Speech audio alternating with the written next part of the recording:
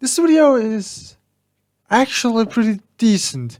There are some strange points that I don't agree with, points that I think I have a certain counter arguments to, but overall, not a bad video. And I definitely do think that the certain elements of Volume 8 are strange to say the least. But overall, I actually do have a really high opinion of Volume 8. Like, if I did previously say in my videos that if I were to rate my favorite volumes, it would be something like 6, 8, 7. One of those three is my favorite. Volume 7 is probably it, but Volume 8, 6 is also pretty good.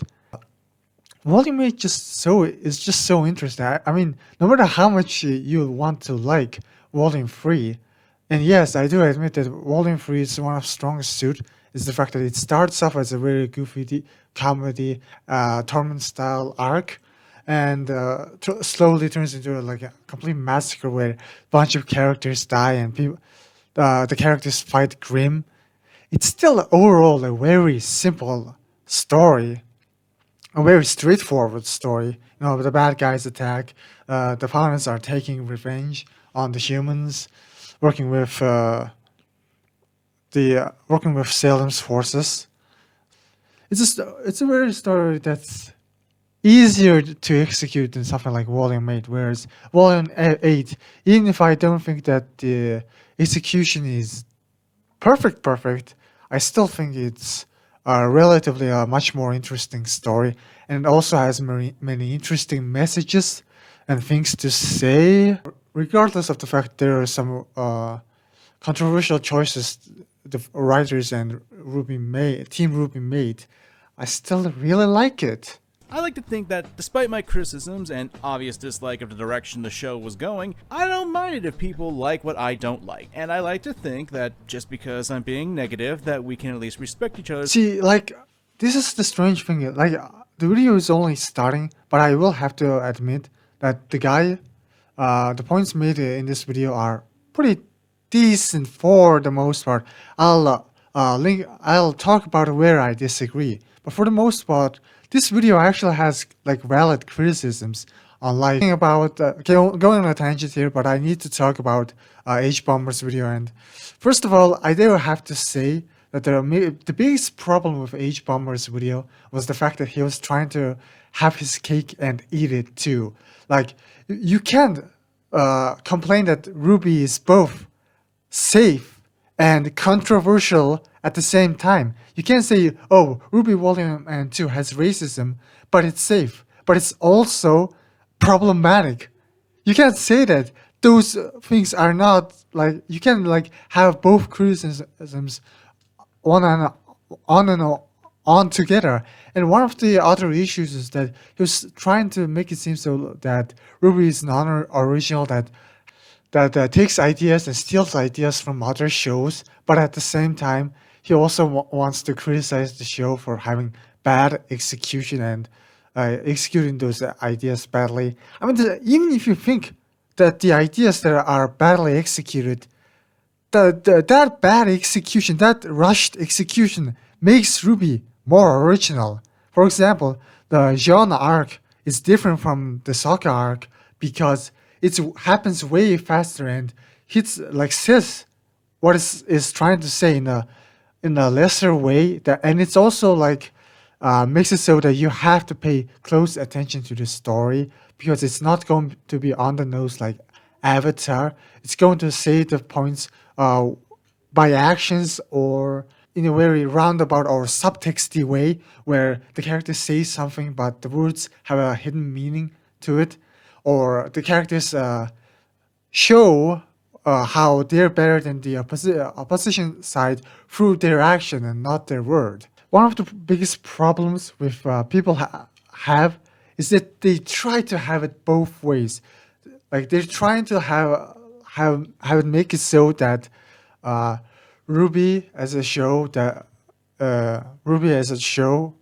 they like when RWBY becomes on the nose and when for example the lyrics are very like straightforward and like tries to convey what it's trying to say towards the viewers in a hard-hitting way, in a very straightforward, on-the-nose manner. They say that the show is taking them as a fool. It's not subtle enough. It's not artistic enough. Like that's their complaint. And when the show is subtle, or when the characters like learn their mistakes really fastly, in the case of Weiss being saying that the Faunus are like trash can, and then Blake getting angry over it, like Weiss understands that fast because she first of all she didn't know that Blake was a Faunus when she said that, and and after learning that Blake was the Faunus, she had doubts in her head that the Faunus aren't just evil people. And while the White Fang might be doing it bad things, Blake herself is against the White Fang and is helping Team RWBY defend the citizens. So again, you know, if she said that mean theme because she didn't have any like close Faunus friends. I guess there was Velvet. So even if like when she said it, she like said that finance were trash. She said it at a because you know at that time she was conditioned by her family and was kind of angry at the finance for what they did to her family.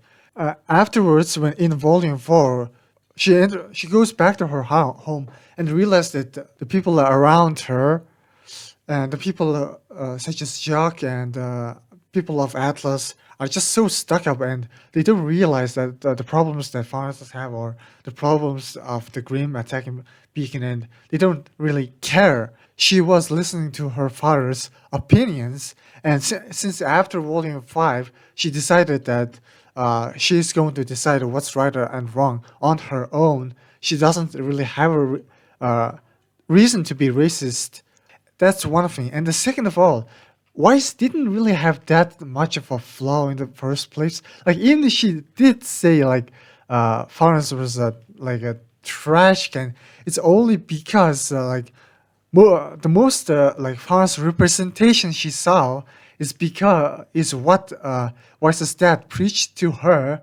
She didn't know Blake was a Florence. She didn't know that in Volume 5 the there was like the counter of innocent people who cared about the humans and who cared about non-violence and like, helping humans out, who were compassionate.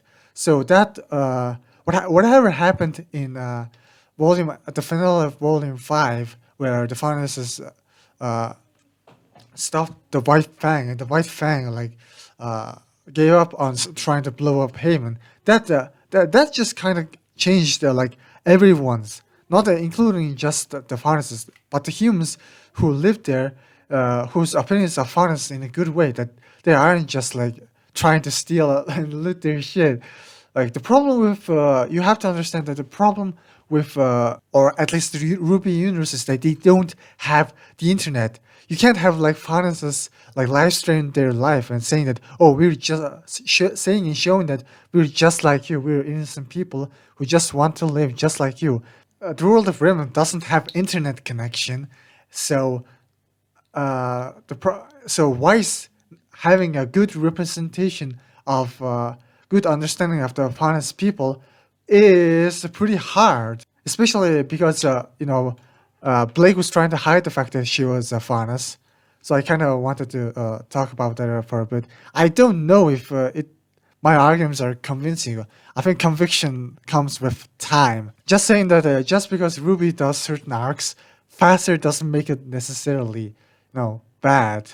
It just makes it different. For that, I think it's important to stress that even though we have a backstory, I personally believe that it's a little too late. We're about 8 volumes into the series, and only now do we get any sort of backstory and insight to Cinder. Let me put it like this. Throughout the series, we see Cinder do some of the worst things imaginable. Killing Pyrrha, causing something that could be akin to mass genocide, and having up a scene that didn't need to be hammed up.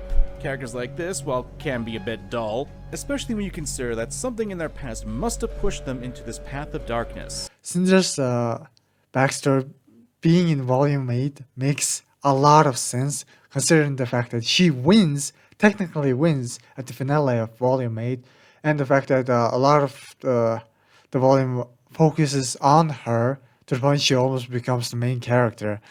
I think it's rather fitting. And she also kind of has that character development where she technically temporarily like learns teamwork, learns to like control her ego, and gives into Neo and tries to beg Neo and Watts to work with one another. You know, it's a bit of a good like it's a bit of a like a villain character development. She didn't become a good person. She just good at being a better villain. It's a really like a good development that manages to make her a very, very strong villain, a good opposition. Of course, her changes her into a much more trickster, I would say. And you do realize that people were complaining about like volume 4 and 5 having a lot of talking and a lot of unnecessary scenes. The freaking problem with like the RWBY fandom and trying to write for RWBY, like I do like write my own stories. I actually did write a web novel, and the people have to realize that it's so hard to write and satisfy everyone. Like if you had Ruby like Cinder's backstory in volume 4 or 5, people will still complain about it not uh, serving the plot, and it wouldn't serve the plot because backstories usually don't serve the plot. You can totally write a story without explaining why the characters are the way they are because that's not mandatory.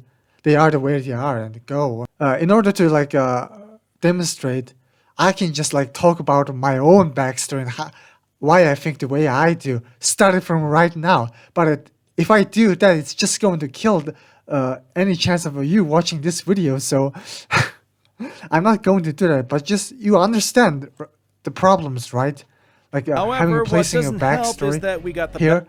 Like placing a backstory here is kind of cool because it does show how Salem is treating Cinder exactly the way how her stepmother treated Cinder. backstory of other villains in the show that were introduced after Cinder. Dr. Watts, Tyrion, Hans, hell, even Salem got an entire sequence dedicated to her. But Cinder? 8 volumes in, and we finally get to see what makes her tick, and wouldn't you know it, she's always been mad. Also, side note. See, like this might be also a strange thing. Like, okay, uh, Team RWBY hasn't like confirmed this, but I generally think that Cinder's character is very similar to Eren Yeager, in the sense that like she emphasizes freedom so much.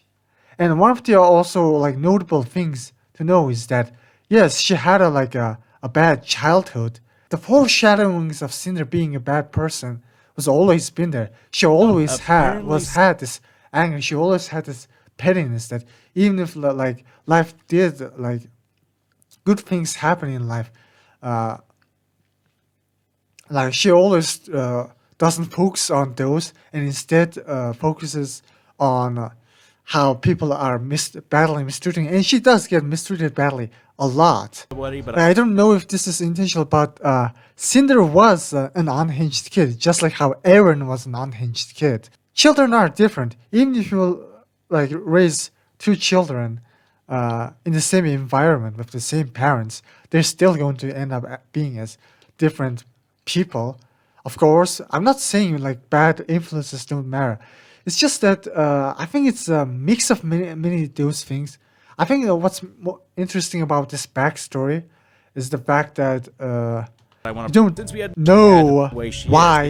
because frankly, You don't know why Cinder turned out the way she did.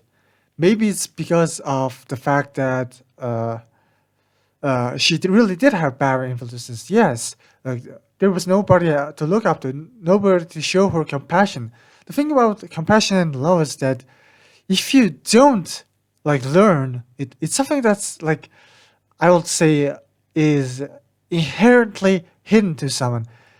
It's just my experience, or at least my understanding of what compassion and love is that it's something that's hidden, but it's something that's so hidden and so secret that it's going to be unlocked only if you like receive love or something that's similar to it in real life and you focus on it. It's very like a mixture of environment and your own willpower.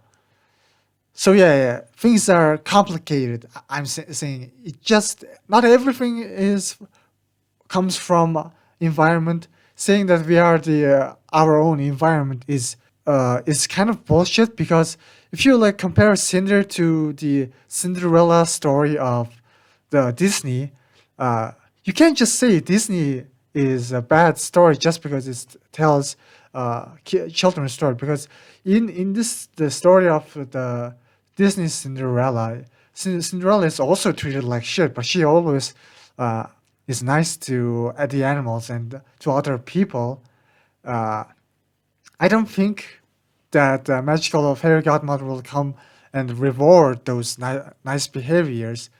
I don't think life is convenient like that. Even if that being said, it's just a matter of being lucky. Cinder and Cinderella have a several environmental issues where her parents were assholes and her stepsisters were assholes to them. But Cinderella is nice. She's a good person regardless of that. Whereas Cinder uh, is unhinged, even if she does have a mentor helping her. She still manages to be an asshole about it because this person, despite not making the best decisions, he still like showed compassion to her. I mean, he did like talk about like making her a hunter and making her help other people. So despite all that, Cinder still managed to do evil things, managed to still kill her parents. Cinder, but in Volume 8, this comes off as nothing more than padding. What does this actually add to the story? Why do we need this information? How does this actually explain why Cinder is... Because it's a way of reminding the viewers that, hey, you can like trash on Cinder, like you can like want to kill her so badly, but just remember that she at least went through this. Where you like hate Cinder or feel sad for Cinder, feel bad for Cinder, is all up to you. But at the end of the day, she lived a life like this. Her life isn't like sugar coated. One of the like issues with people trying to say is that Miles is trying to make you feel bad for Cinder. I don't know. You don't know Miles' intention. Even Miles doesn't know his own unconsciousness why he secretly wanted to do that. Maybe I don't know. Maybe Cinder doesn't understand herself either. I don't think there's anyone in the like. There are only a few people in the world who like completely understands themselves. And even then, those few people, do they really like understand themselves? I don't know. Does Cinder even understand herself and her own desires? I don't know. I don't think she does. like the way she... I definitely do think that it's her backstory being here is very good because she does like the most horrific shit at the finale of Volume 8, where she practically like if the Void was an insta death, she would have like entirely killed the Team RWBY, but thankfully, luckily, it wasn't. But she still killed a lot of civilians, and she contributed in like the Atlas's downfall. And How does this actually explain why Cinder is like the way she is? Because and frankly... again, even if you like complain about this being padding, it's 20 minutes. It's one episode. I actually think like it's not bad of an investment, honestly. Generally, it might be a better investment than I don't know really watching this video. But please, I mean, my videos have some value too. That's why I'm doing it. Honest. He doesn't try to sneak her out of the hotel. Instead, he lets her continue to live through abuse while training her in secret. See, that's the thing because kind of like yes, I do completely agree that this guy, the hunter guy, I forgot his name, but he definitely could have like saved Cinder's life. So yes, in the sense that yes, he is responsible, but everyone is responsible. Like it's not just this guy who like just knows about Cinder's like a bad behavior. Her mother knew about it. Her stepsisters knew that they were constantly bullying Cinder, and there were like customers who were treating her like trash, and didn't help her like understand love and compassion and learn the good ways, and didn't like try to like adopt her. Nobody attempted that, and even this hunter like he had a compassion to like uh train Cinder, but he probably just didn't have the money or the luxury. He's a hunter, and maybe he's not maybe that like a hunter that has a good salary. Maybe he has his own home and family, and probably thought that family wouldn't accept Cinder. I mean, I don't know. Like, here's the thing: I live in a house, in an apartment where there is free room. So technically, I could like ask my dad or my parents to bring a random orphan, and just let that orphan live in my in that one other room. But I'm not doing that because I don't know. I'm just like this guy here. I don't care. I show compassion to people. I'm just not compassionate enough to let that person live next to me and annoy me with a lot of their own bullshit. I like being fucking alone. So maybe this guy was kind of like that. He wanted to train Cinder. He showed certain amount of compassion, but just not enough compassion to adopt her and raise her and live with her and be her guardian, because it's just too much of an investment. Life is just like that. There are so many orphans and people who could deserve a shelter, but you don't do that because living with another person, like giving shelter to them, is just such a big hassle. The stepmother only seems to be a hotel owner. By all accounts, he should not be afraid of her, and in fact should probably be getting the authorities involved to investigate Cinder's abuse. I mean, it's... And yeah, that's also one of the freaking thing about the authorities. I don't think the authorities like cares. That's the thing about like this criticism, this sort of criticism. Both of us, this video creator and I, don't know much about why he didn't call the authorities.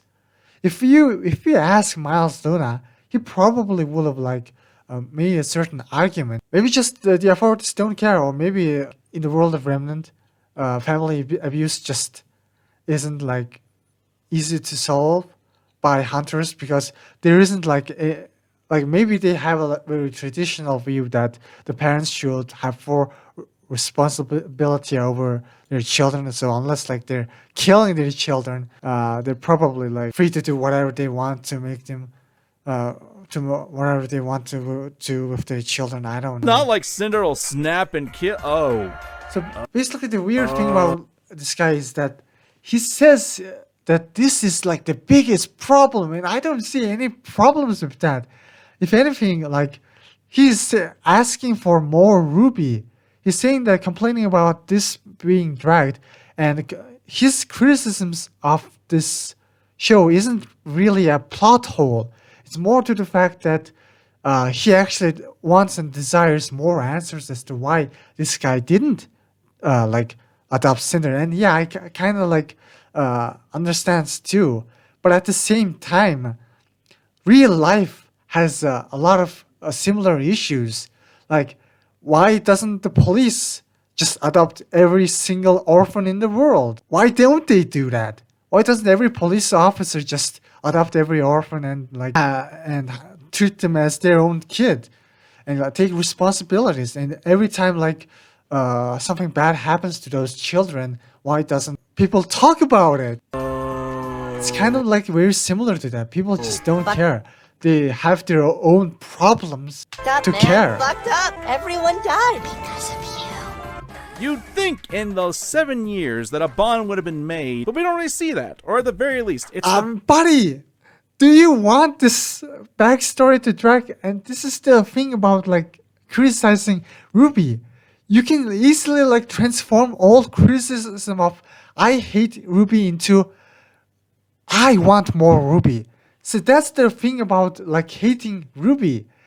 Like so much of the criticisms just can be transformed into I want this story to be more explained more properly.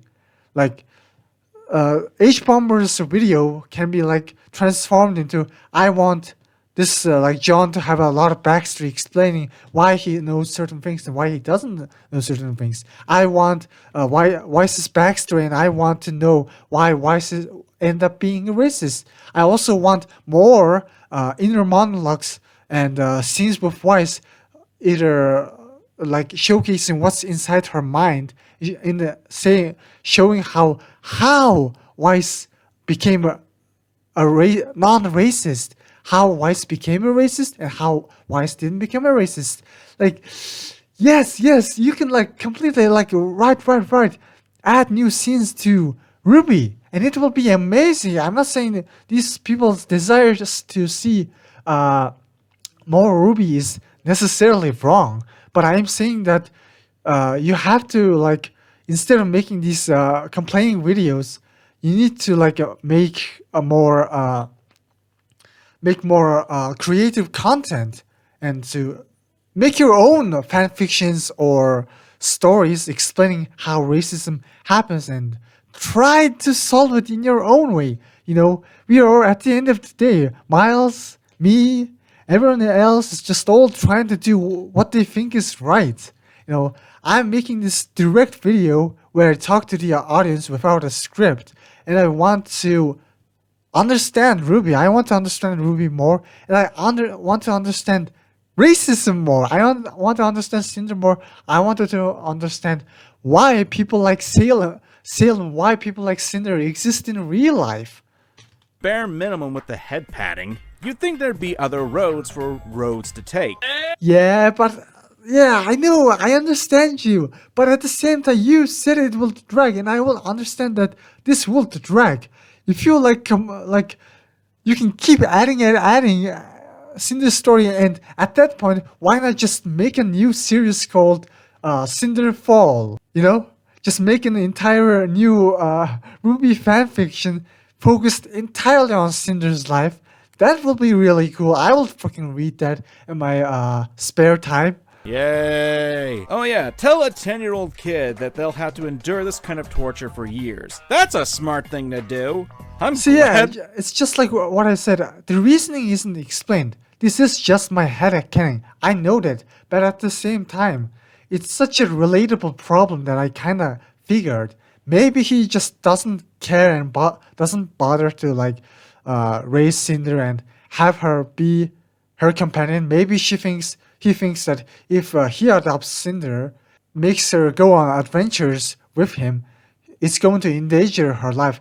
And he probably thinks that even if her parents are abusive, they're not that bad, and it's probably better than like taking her on an adventure to fight with Grimm, because this guy is a hunter, and most likely he doesn't have the time to be a good parent to Cinder. This character is dead. Like, this is so stupid. Speaking of stupidity, the whole reaction to seeing Cinder kill her foster family. Like I said, I don't hate this desire to write a better story than RWBY. I'm just saying, instead of like making a video complaining about it, it's probably better to write it. And even if you're making a video about RWBY, it's better to like make a video understanding and analyzing why Miles, Luna, and Carrie and the writers did what they did. Because, you know, I want to make a more scripted video regarding RWBY, but at the same time, I also really like this direct talking videos, because scripting videos take so much effort, and at the end of the day, I am still reading from a script. If I'm like sounding authentic and emotional, it's probably because of that. Because one of my previous videos, complaints people had with my previous videos is that I go on a tangent, I am too emotional, I act like a fanboy. And those are valid criticisms. But you also have to understand that those are not necessarily a bad thing. I don't like being calculative. I kind of do act very similarly to Yang in that I live in the moment. I don't like reading from a script and not use my brain to talk. Like right now, I'm using my brain and my authenticity to talk. I'm not looking at a script and mindlessly reading a script. It's weak enough that we don't see anything if Cinder just murdered her adoptive family or if it was done in self-defense. But then this yuppie comes in and draws his weapons on the girl who was being abused this whole time. Like, oh my god, this is so stupid. See, it's stupid, I know that, but real life is just like that. And you might think that, oh, real people are better. No, they're exactly the same thing. America put people in jail, put innocent black people in jail just for doing drugs. And even the people who are dealing drugs, they're just trying to feed themselves. They're just trying to feed their family. And they're putting people in jail for it. Putting people in jail isn't necessarily like better than killing them. In fact, in some cases, such as like putting people in jail is worse off because they don't try to like talk to those people. They don't try to understand those people and change their minds and help those people. They just put them in a cellar and then peace bro. Just putting you in a cellar and for 20 years is just going to magically make you a better person because you'll be just too afraid to break the law. Yeah, that's what's happening in reality. Okay, and in Russia, people like protesters are being put in jail because they disagreed with Putin. They are against war, and these anti-war protesters are being put into jail for 10 months, I don't know, maybe even years. Maybe if wars continue on, those people are going to be in jail for quite a while. Like those things are happening in life. Compared to like that, him being like trying to kill Cinder is almost like better, like almost less evil. It's still not the best decision. Remember, life isn't about, good and bad. It's always about choosing one evil over the other. Forgiving Cinder is kind of a bad thing. Because in this video, if you realize, this guy also complains about how Emerald is easily forgiven. Emerald has done such a bad thing, and Team RWBY just easily forgives them. Team RWBY is better than this guy because they forgive Emerald. They gave her a chance. They show the compassion and so much trust to Emerald to the point that Emerald has to trust these guys in return because she realizes that these stupidly trusting people can't be bad people. These people are stupidly trusting and so stupidly loving to the point that you have no choice but to love them back. And unfortunately, this guy isn't as level-headed as Ospen, Oscar, or Team RWBY. And even then, Team RWBY is not a hive mind. Yang was specifically against forgiving Emerald. So that's the one flaw that probably Blake doesn't have. Yang is fucking violent. I don't know what Miles will do in the future, but just saying, Yang isn't a perfect character and she is completely against forgiving Emerald. I mean, she is probably obviously against forgiving Cinder, but yeah, Yang has a lot of anger inside of herself, and she also wishes that she hadn't lost her arm, and she has that the past still torment her just a little bit, even if it's not bad to the point that it's affecting her combat abilities. She's still really mad at Emerald, but she's not so much as mad as Adam to the point that when Oscar and Ren gave certain arguments as to why Emerald should be trusted, such as Ren saying that Emerald doesn't have malice inside of her, and Oscar saying, hey, we should start forgiving one another, and she's still trying out. Yang still manages to restrain her anger. Can we also talk about the music choice in the background? Also, I have to point out this criticism is kind of bad because this clean the line and shut your mouth and do your chores. These lines happened during when Cinder was cleaning the chores, and there was a montage where Cinder is doing chores, doing what being a servant to her stepmother. Whereas in this fight, a different song plays out.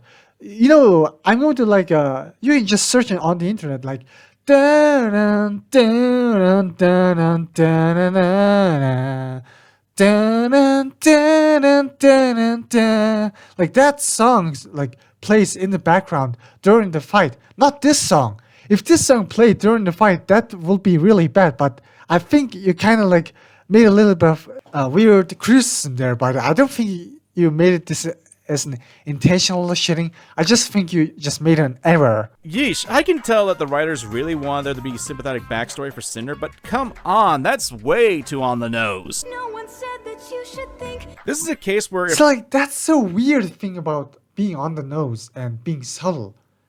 If RWBY is too subtle, you're going to say you don't understand it, or the characters, it's not on the nose, it's not obvious. I need more detailed like exposition, or I need more detailed showcase of why Weiss became a non-racist, or why Cinder became a bad guy, or why Robin is the way it is, or why Ironwood turned out the way he did. If you make it detailed like this, where the lyrics are very on the nose, very straightforward, you're going to complain about it. Why do you complain about it? It's yeah, like I really, the freaking problem with these criticism videos, like looking at the criticisms is just looking at the surface. I want to look at this manga common person and try to understand what kind of a person this person is.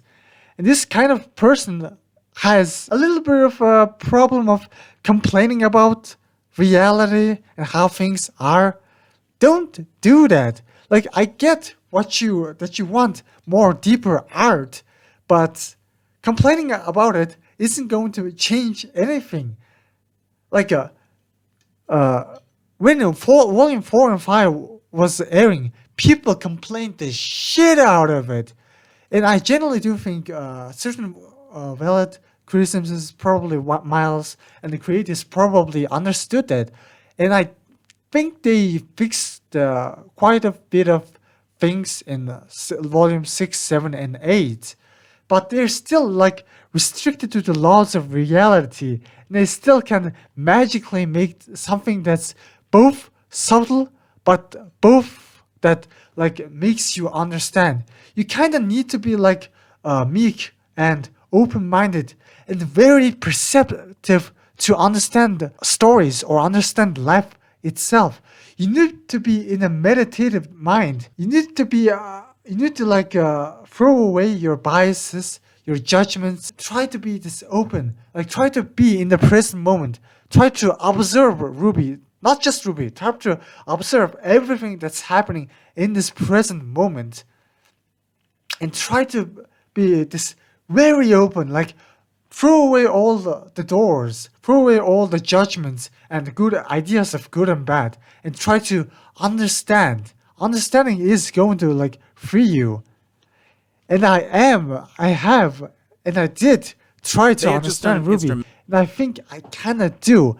And I am like going to talk about my understanding of Volume 8 throughout this video. Montage, it still get the same point across. I know for a fact that the writers have a problem with show don't tell, but the lyrics here are completely going against that notion. Like, all your again, the understanding, I did like say that RWBY is a show don't tell story, but that is a half truth. That is actually kind of not true, because RWBY, just like any other good storyteller, just any other good person, is trying to use every single opportunity, every single way of communication to communicate this idea, their own understanding, to other people, because there are still people who think similarly to Cinder. There are still people who think similarly to Adam, that just because something bad happened in their life, gives them an amazing right to lash out at other people. Just like Cinder, some people think that, hey, being strong, taking down my other enemies, and taking other people's freedom away from other people is going to make me more free. Power is going to make me more free. And Cinder is very similar to Aaron Yeager in that sense. Where I think the only difference between Cinder and Aaron is the fact that Aaron had a much better life and had a much more better chances to become a much better person, a much more loving and more compassionate person. But his desire for freedom, this dream about becoming the most freest person in the world, has driven him mad. What you're doing is having the singer doing the telling in a song that is grossly unsubtle. Might as well put a clown. Again, these lyrics are so on the nose because we need on the nose stories. I am on the nose. I am directly saying in a very simple word what I feel, what I understand, and why I like RWBY, and why I think people should be understanding, and how things should be, how people could improve themselves. You could improve themselves, how I could improve themselves. I'm still continuously improving myself. The reason I'm doing this is because these videos is because I'm also learning so much from making these videos. Because you don't just learn stuff from watching videos and doing nothing. You learn stuff through debating with other people. The thing is, with a backstory like this, it's supposed to inform the protagonists that the bad guys were human too, that they have flaws, and that it can even take a single person to ruin the life of another. However, the main cast, hell, even the other bad guys may not even have a clue about Cinder's past, so it's just for the benefit of the audience, which is terrible writing in that regard. I mean, is it for the problem with the problem with people is always you're trying to make something that's impossible. It's impossible for Cinder to magically show, dump entire her life memories into other characters' mind. Cinder can tell Emerald her backstory and how she was born, how she was treated, but the problem with that is that it's a less hard-hitting for the audience.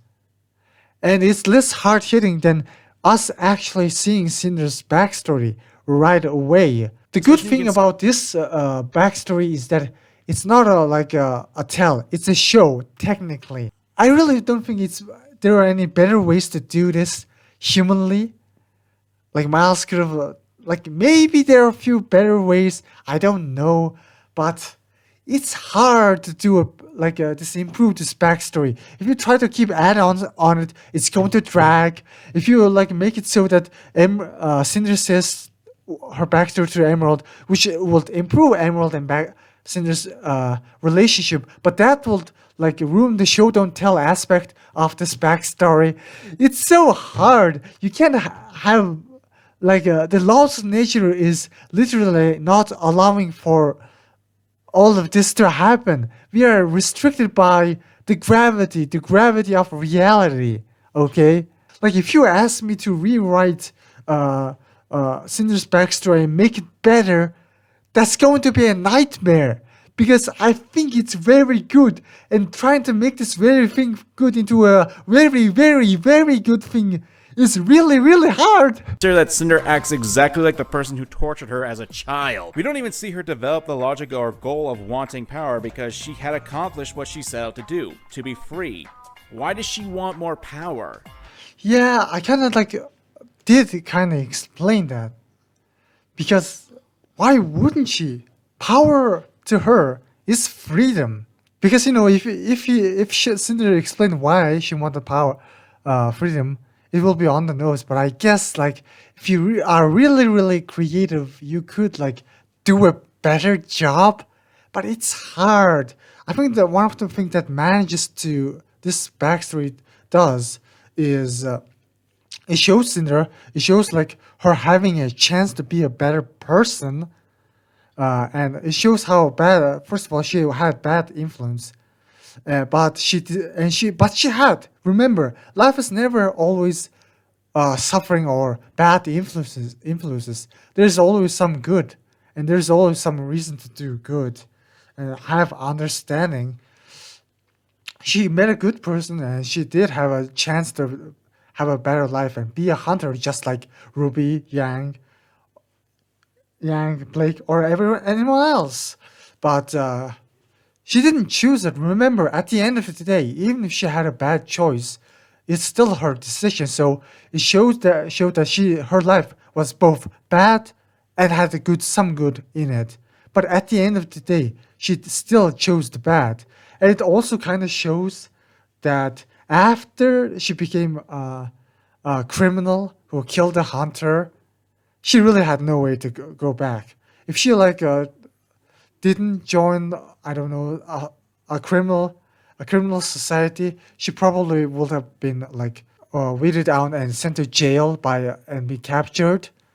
I guess she wasn't. There wasn't an explicit scene where Selim meets Cinder, but I don't think that's necessary because this backstory in 20 minutes shows the core aspect of how Cinder's decision.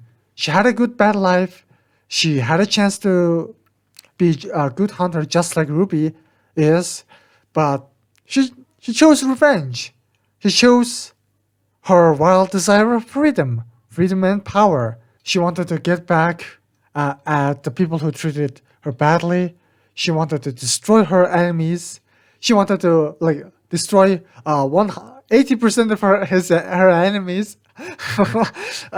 She just loves violence, I guess. She just loves taking revenge. She loves violence.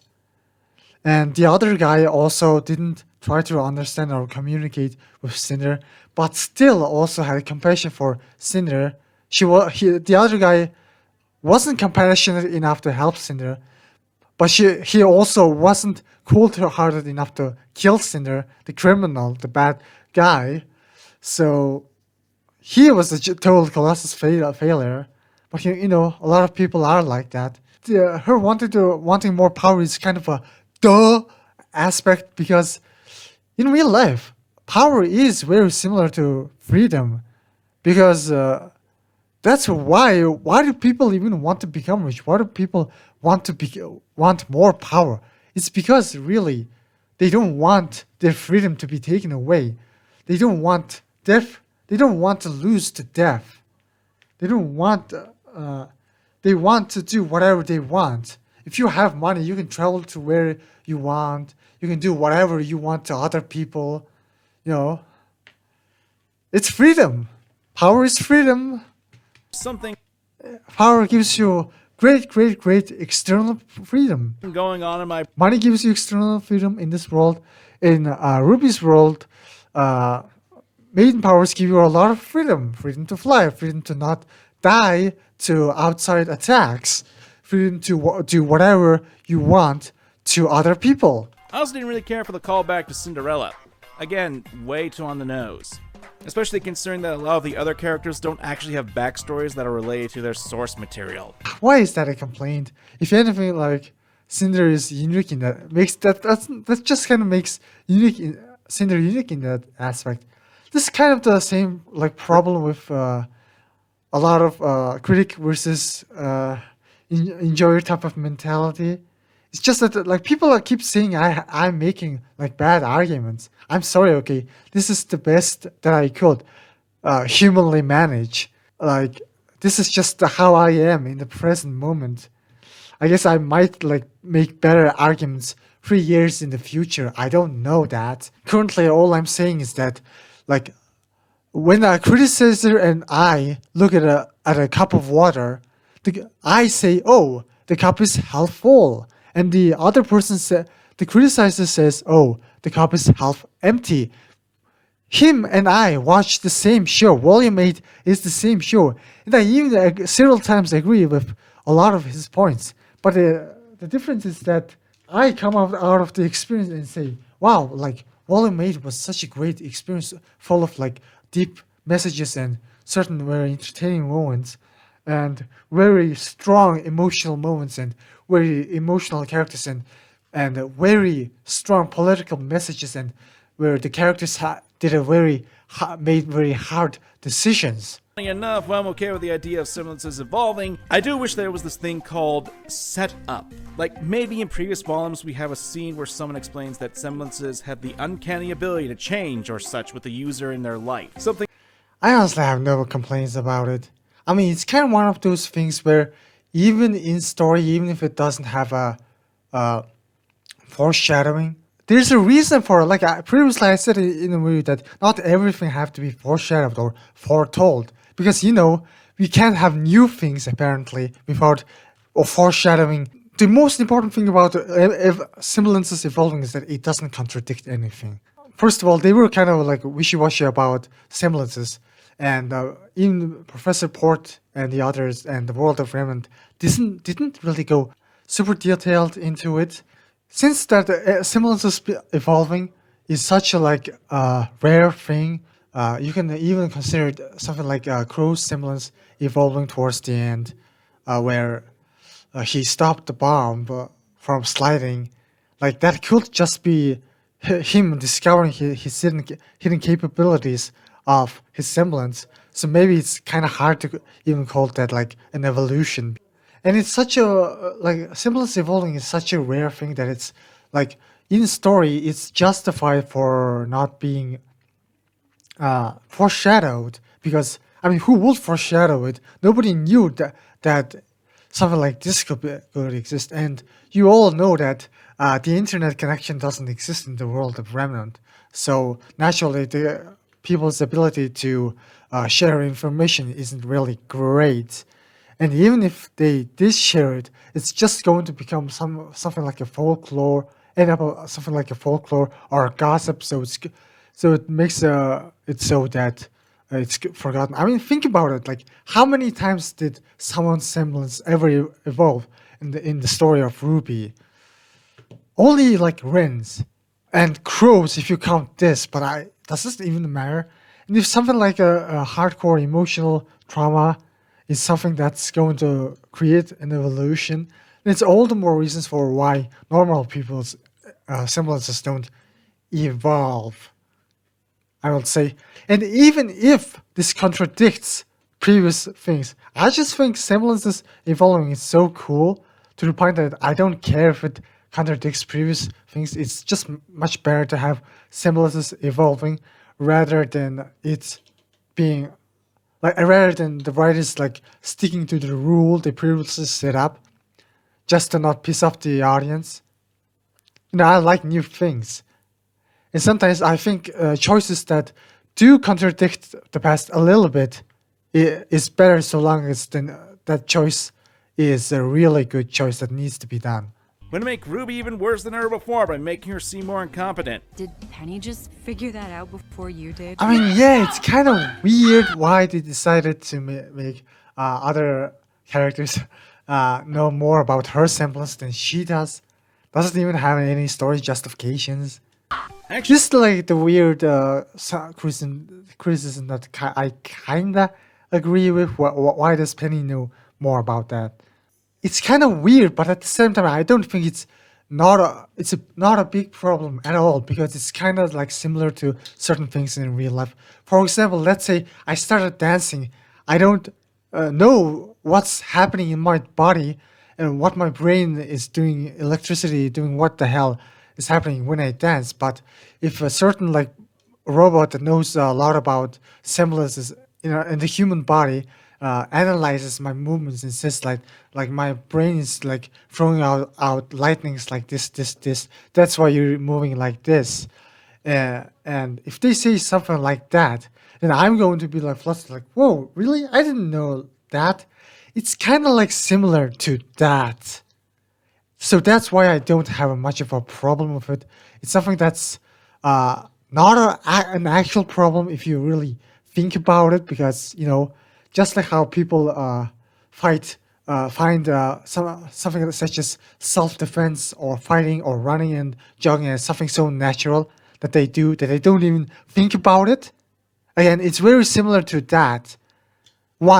It's very similar to that. So I don't think it's a problem at all. If anything, it's just kind of the writers alluding to the fact that Ruby uses her semblance so naturally to the point that she doesn't even think about it. And she uses it so many times to the point she just doesn't care about analyzing or caring about it. And secondly, even if this was a problem, it's not a problem that's going to make me hate the series. It's kind of like, oh yeah, that's kind of weird. Okay, I don't know why they did it. And one other important thing to mention is that things being vague is kind of like advantageous for the writers because it's not a plot hole. It's not an outright contradiction. It's just something that could be explained better, but could be not. About it, why do we need such a detailed explanation, especially when most of the other semblances are made vague? Yeah, but see, this guy's kind of like complaining about the explanation Penny gave, but also complaining about the fact that we didn't get an explanation of why Ruby doesn't know what her semblance does.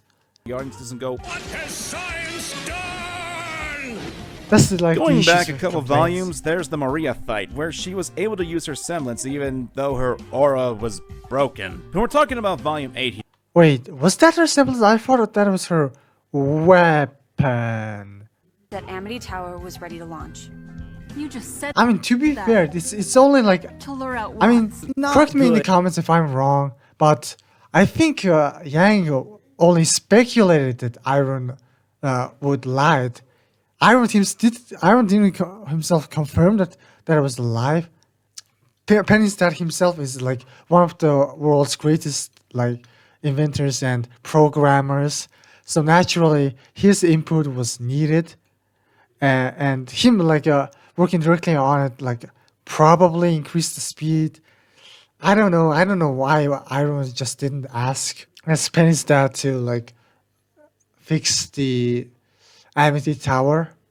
I think they definitely like made it so that Team RWBY has to do it because Iron was just the villain now, I guess. I'm not sure if this falls under continuity, but That's why you lost against Team RWBY. You try to fight how you feel about each other, so you'll never truly work as a team. Shut when you think about it. Calm down. Elm was beaten because she let her emotions out and allowed negative commentary to make her lash out. Harriet was so focused on going after Ruby that she did not help any other teammates. This could have been justified if Harriet brought up how fast she is and setting up the idea that she has some sort of obsession with being the fastest. If Marrow used his semblance effectively, then it would have been a 4. I mean, to be fair, the reason they lost is probably because Marrow threw, and also Vine is kind of bad. B1 with all the Aesops against Ruby. If the battle was getting dicey, then the Aesop should have been improvised to overcome this obstacle. And Vine? Well, he was there. Yeah, like I kind of like really like Rin's line in a vacuum, like because it's true that sometimes having like not accepting your accepting the truth about your inner emotion kind of like creates sort of conflict between yourself, which does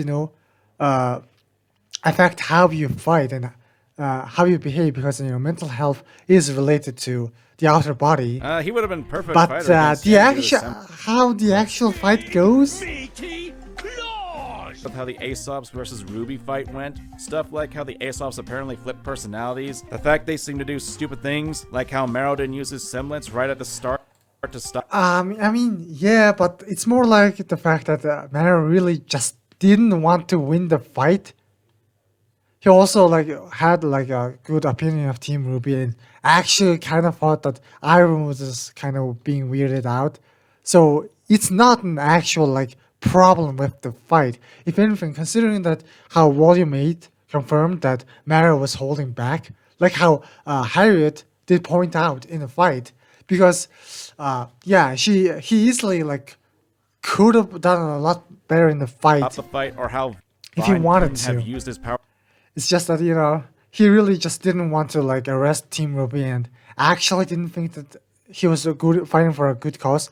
So he kind of like ended up trying to talk to Weiss about joining Ironwood, To re-grab Blake and he was kind of like being wishy-washy about his decision, after which actually what did, you know, she did, made him lose. but decided it wouldn't be worth it. Look, when I'm saying power to re-grab Blake after Elm did what she did, but decided But again, you can see that this is kind of a bad teamwork too. Rin's argument is kind of helped too because it does relate to Wine and Elm, their foes, because they did kind of didn't like go do a help the little bit others. of bad teamwork. Look, saying the Aesops lost because of the whole not being friends is just dumb. Not having great teamwork? Oh yeah, that's why when they fought against the Geist in Volume 7 and Penny in this Yeah. volume, they were actually pretty It's kind of a effective. decent argument. I'm not not gonna asking lie. for much, I'm just asking that the writers actually remember what they put. But you know, it's one line. Like use tools or use a hostage. 3, 2, 1, go! It's too bad it's muddled by stupidity. Who threw this at Not gonna fucking lie. Like most of these points are kind of true.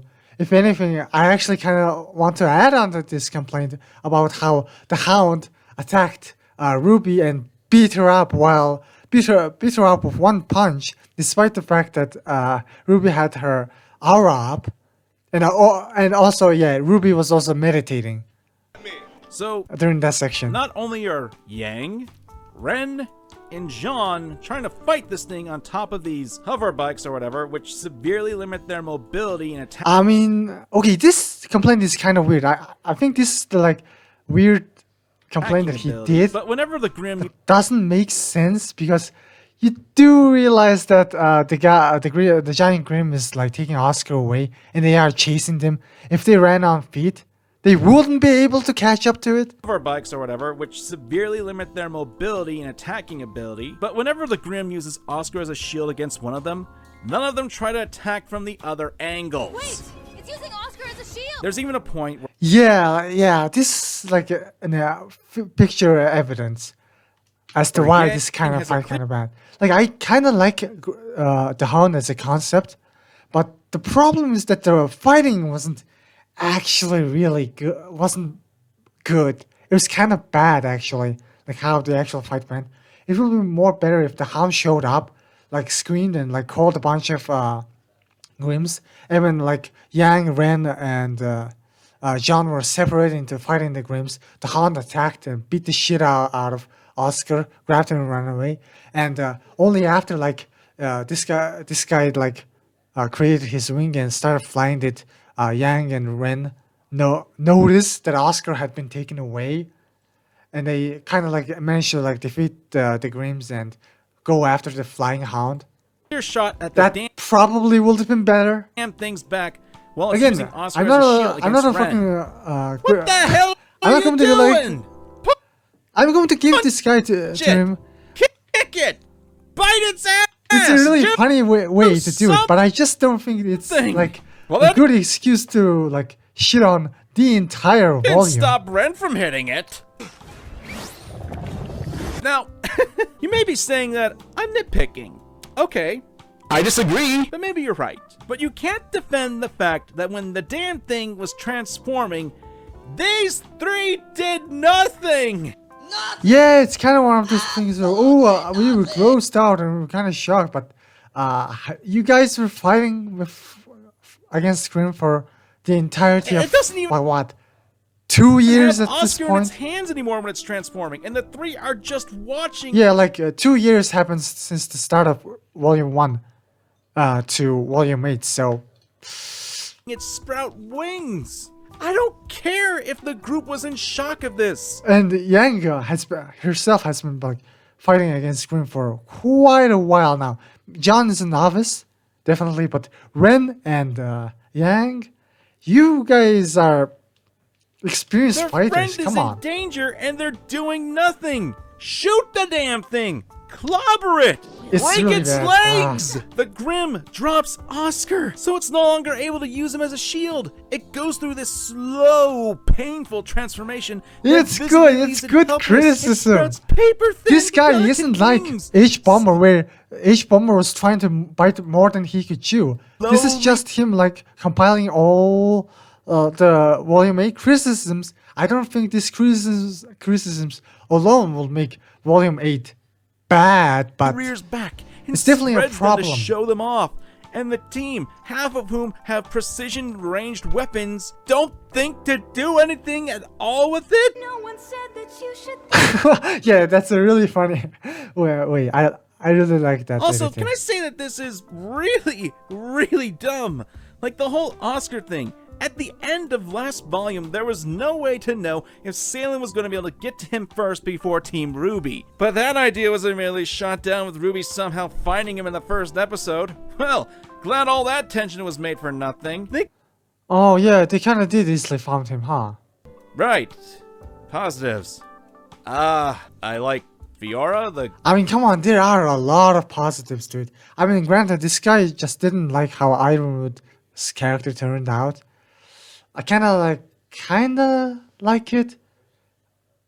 I mean, there are definitely it's kind of true that from a meta perspective, they did kind of butcher Ironwood, but I think Ironwood is such a character that you can like at the end of Volume 7, he could go either way. He could go back to being a good guy and ask for Team RWBY for apology and work again with them, or he could go apeshit insane, which he did. And from a storytelling perspective, blame Salem for being a boring villain, because Ironwood being this unpredictable time bomb was just made Volume 8 so much more enjoyable. I don't care if it was a little bit weird, a little bit of they a little bit changed Ironwood's perspective a little bit, but it's fine. I think Ironwood being unhinged and being cold and only caring about Atlas has been foreshadowed since Volume 2 and 3. Sheep Girl? He was being even back then he was being a little Tinker sus. Summers is pretty cool. Oh wait, He was a sussy that was person. actually going to belong a fan of Robin? But I'm glad that some of her fellow huntresses are at least getting some development. Dude, Robin is so underrated. And she kind of does fight for the good things, but just because of how she goes about it, people just hate her. I still think she mostly did the right things. I definitely think she escalated the situation at the inside the ship against Clover, but what else was she supposed to do? Clover got up and got close to Crow in an attempt to arrest him, so Robin had to intervene. She had to fight. And to the She is I'm not denying that she is quick, has a quick judgment, has a quick temper, and goes to conclusions and does actions rather fast. But in that situation, it is almost the most practical thing. It's fine. I also was thinking about making an entire video, only nitpicking the flaws of the show and what I have problems with throughout the entire series, because I don't think Stuff that I irks will me, be but able didn't to have make it enough very weight to put interesting. into a specific section. Only Like, Volume I'm 8 or glad only there's volume. actual character Volume for thing. side characters. Probably but the I could put all the mistakes the matter- and things I have problem with it in a one video. matter is, there are way too many characters in this damn show. This is kind of a bad take, And this has been a problem with the series for quite a while. And Happy Huntresses. because stories aren't about necessarily focusing on one character and only following that character. What I really like about Miles's writing technique and just RWBY's writing is the fact that they only focus on the characters that have interesting things to show. They don't show every single detail. They don't show every single backstory of the characters. Well, just because, that's what the readers probably want. The writers are trying to tell a specific story or trying to say specific things through certain characters or explore certain situations with certain characters. So they're just kind of using those characters as actors for to play out, to make that scene be possible. So as you can see, like Team Ruby, Juniper, Oscar, and Go Ironwood, and his crew. Like it doesn't go into the show doesn't go into Ironwood's backstory and explain how he lived and how he is, and gives us random trivia. No, it only like shows Ironwood's descent into madness because it's a very interesting concept. It's a very interesting subject matter. So they focus on Ironwood only during his like monologue scenes at the table or when he tries to blow up Mantle. It's kind of like interesting to analyze why he decided to resort to genocide. And in case of Oscar, it's also interesting to see his inner monologue and conflicts with Osmond. And Osmond, as a character himself, says very wise things. So hearing something from Osmond is really interesting. People kind of tend to think that, oh, Team Ruby is always right. To me, Osmond is always right. Like, Osmond is such a character. Like, most of the time I agree with Team Ruby, but I think I actually agree with Osmond more. I actually think that Osmond is more wiser than Team Ruby a lot of times. Even this time, even in this like story, like they literally managed to stop Salem entirely because of Osmond and the fact that he's OP. If anything, I think one of the biggest problems of Volume 8 is so much of the story hinges on Osmond and Oscar, where Osmond magic just doesn't like stops existing for a while, and because he doesn't exist, that Salem, that Iron and Team Ruby has a lot of conflict against one another, and Salem becomes such a big force. But after Osmond returns, he just gives super magical powers to Oscar and manages to freeze Salem just enough for them to escape. So if I was a cinema sense, I would be literally saying Osmond ex machina. But even if Osmond ex machina, I still really like Volume 8. I mean, you guys are probably thinking, wait, if you have so many things to complain about Volume 8, why do you even like this show? Well, I'm not, a complainer. I'm not the guy who sees a cup and says, oh, it's half empty. I just look at the cup and says, oh, it's half full. I enjoy what I get. If I don't get what I wanted, or I have certain flaws with the thing, I just say, cool. That's just something to be mindful of. I really try to put myself in a master's shoes and think, okay, if I was the writer of Volume 8, what would I do? And let me tell you, it's really hard to make Volume 8 better than the way it is. I mean, obviously, you can make the certain arguments such as like making the fights better and making certain lines and outright contradictions less bad, but that's such a small detail. Like, it's just nitpicking. It is nitpicking. But like changing from a macro standpoint, I really wouldn't change. In my version of Volume 8, I still would have made Ironwood evil, because if Ironwood decided to be a good guy and just help, okay, Team Ruby, I'm sorry. Like, he could have done that. It wouldn't be that much out of character, but at the same time, that will resolve the conflict way too easily. One of the things that makes this so hard is that Ironwood plays this role of a madman and this unpredictable bomb, and it also forces Winter and the Aesops to think for themselves, where to question Ironwood and to betray him and think for themselves on what is right. Even if you consider there's problems with Ironwood's writing in Volume 8, which I don't think there is. I just said, I think Iron is such a character that he was right in the middle of becoming a villain or the hero. And even if something such as genocide is a cruel thing to do, I really don't put it past this kind of generals to do it. Like, he only cares about Atlas, his family. There are people like him in the real world. 7. The Schnee family. 2. Now, if my math is right, that's at least 33 to 34 people. Yeah. And that's just the characters who have... And I think they, for the most part, did a really good job, because I'm going to ask you this. Don't talk about what you would add to Volume 8.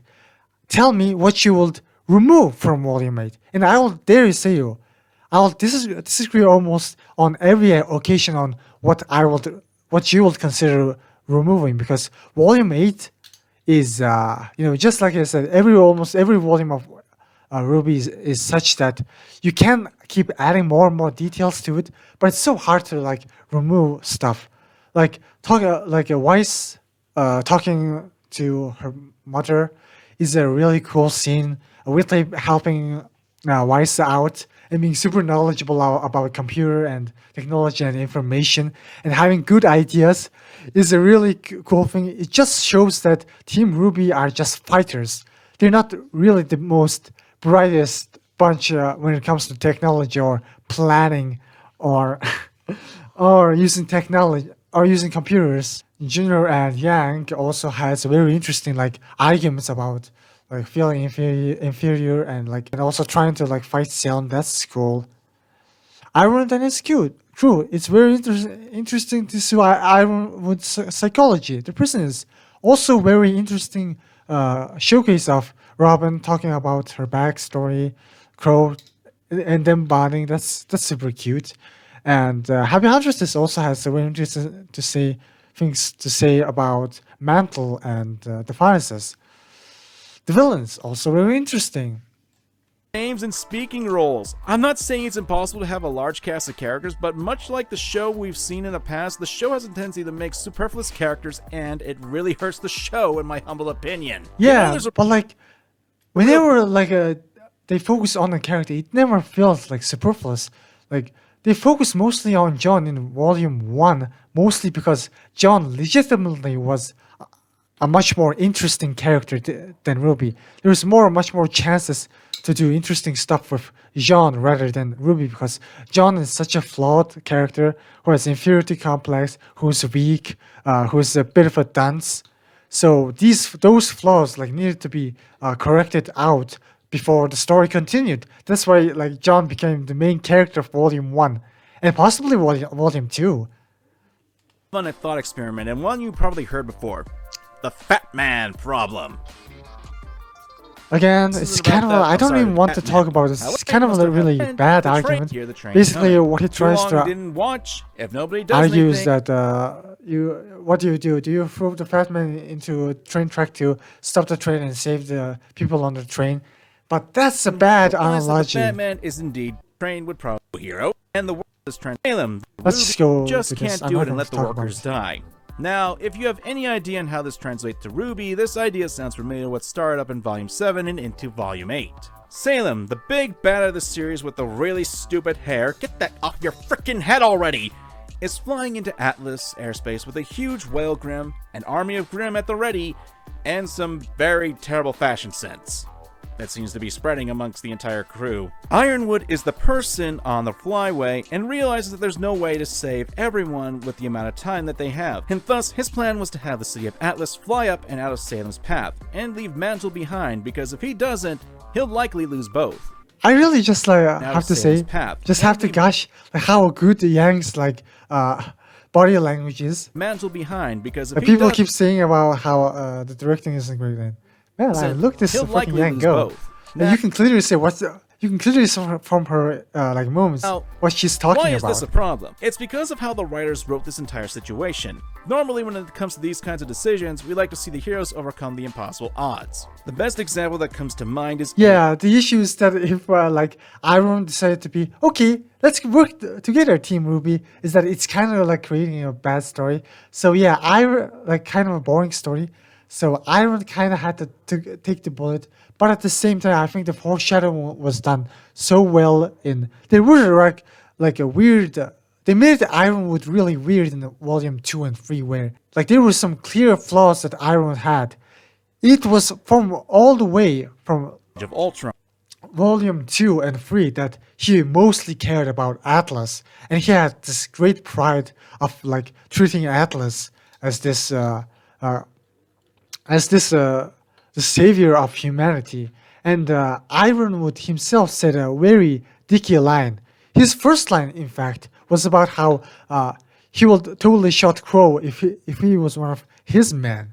Ironwood is the type of guy to joke. he just treats his people like expendables. He's a control freak. He likes it when like people follow his orders. I mean, just look at fucking Aesop's. They're fucking there because they only like follow orders.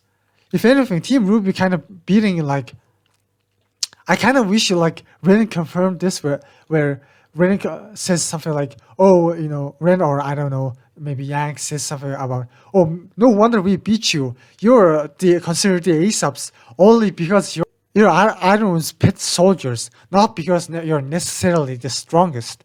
With the heroes attempting to stop Ultron from dropping that huge rock onto the Earth, we, as the viewers, love these kinds of heroes because they're willing to go against the odds to save. And that's kind of like a true thing about real life, where you don't go up in the ranks and become a higher ranking politician or a businessman because you're necessarily the best person who could possibly be there. You're just charismatic, good at manipulating people, good at ass kissing. It's Team RWBY. The thing is, they didn't have an actual plan. They need to save everyone. That's it. But there's no actual thought put behind it. Meanwhile, Ironwood is sacrificing Mantle to save Atlas and the world to some extent. Because if Salem gets her hands on the spear that allows Atlas to float, the world's gonna be doomed. See, here's an argument about like Team RWBY don't having a plan. See, my own life philosophy says that I think Team RWBY is kind of good because Team RWBY is kind of like Ironwood versus Team RWBY is like the mind versus the heart. Team RWBY like represents the heart, whereas Ironwood represent the mind. The mind is very logical. It can like explain why it's doing certain stuff. Team RWBY just says, "Oh, killing people are wrong. We care about these people. We're going to fight it." They don't necessarily have a super plan about it. But the problem with the mind is that it's so bad at, first of all, when the mind's plans fall apart, the mind starts panicking. So it's not a very reliable source of thing. Secondly, the mind is logical, but it's not. It completely forgets about what is important. Defending the people and defending people of Mantle is very important. In fact, I would even go as far as to say that, like, this is why I agreed with Team RWBY during the Volume 7. And it's such a great thing too. I'm so glad that I was like there before Volume 8 aired, because at the end, finale of Volume 7, on the Discord server of RWBY, like our actual Discord server members had divided very similarly to how Ironwood and Team RWBY has been divided. Some people were saying that, oh, Ironwood did the right thing, and I was one of the people who thought Team RWBY was doing the right thing, because Ironwood was showing this bias, showing this ego. He says he's trying to do the right thing, but if you really think about it, doing the right thing is fighting Salem head along, because losing Mantle is just too important, because Mantle, there are so many people out there, and these people like give energy resources, and they're the future of technically Atlas, because they're the citizens who are raising their kids, their families, and these people are the future. Even if they're like not strong now, they're still like go to job, help Atlas, like go to job, go to the Dustman, whatever the jobs they do, and they help the economy of Atlas, and furthermore, the world. So losing Mantle is almost the same as losing Atlas to me. I was just thinking about Atlas and just assuming that, oh, we're going to be fine once we go to the sky. Okay, go to the sky. Then do what? Watch the rest of the world being destroyed? You have a chance to stop Salem if you like work with stall enough, fight Salem head on, stall enough for long enough for the Amity Tower to come up, and then call for backup. Even if you don't necessarily win, like you can still like weaken Salem enough for the other countries to take Salem down. That would be really good. Yeah, it will be like sacrificing yourself, but I think that honestly might have been the right move. As much as like a bad argument of like sacrificing yourself to defeat Salem might sound like a bad idea, but Salem is very much the obvious bad guy. The reason real life conflicts become so convoluted and complicated is because sometimes the aggressors kind of have a point, and you kind of sometimes have the option to talk it out. The problem with Salem is that it's impossible to talk it out. So escaping to so flying out into the sky is just not a very good option because there's no point in like stalling like that. It's just better to stalling like that, and it's just better to face Salem head on because at least there's a chance that you might get lucky and beat out Salem. And remember, Salem's like power level at this point was a mystery. I really do have to appreciate Salem as a villain for never going into combat herself. It just gives her so much mysterious aura because we don't know how strong Salem is. Like when Salem was fighting Yang's group, she was strong, but she wasn't overpowered. There was ways to like stop her or make her like restrain her. So her powers were restricted to a certain extent. And after like the whale was destroyed, it's very possible that her powers are related to the whale, and she might even be less stronger.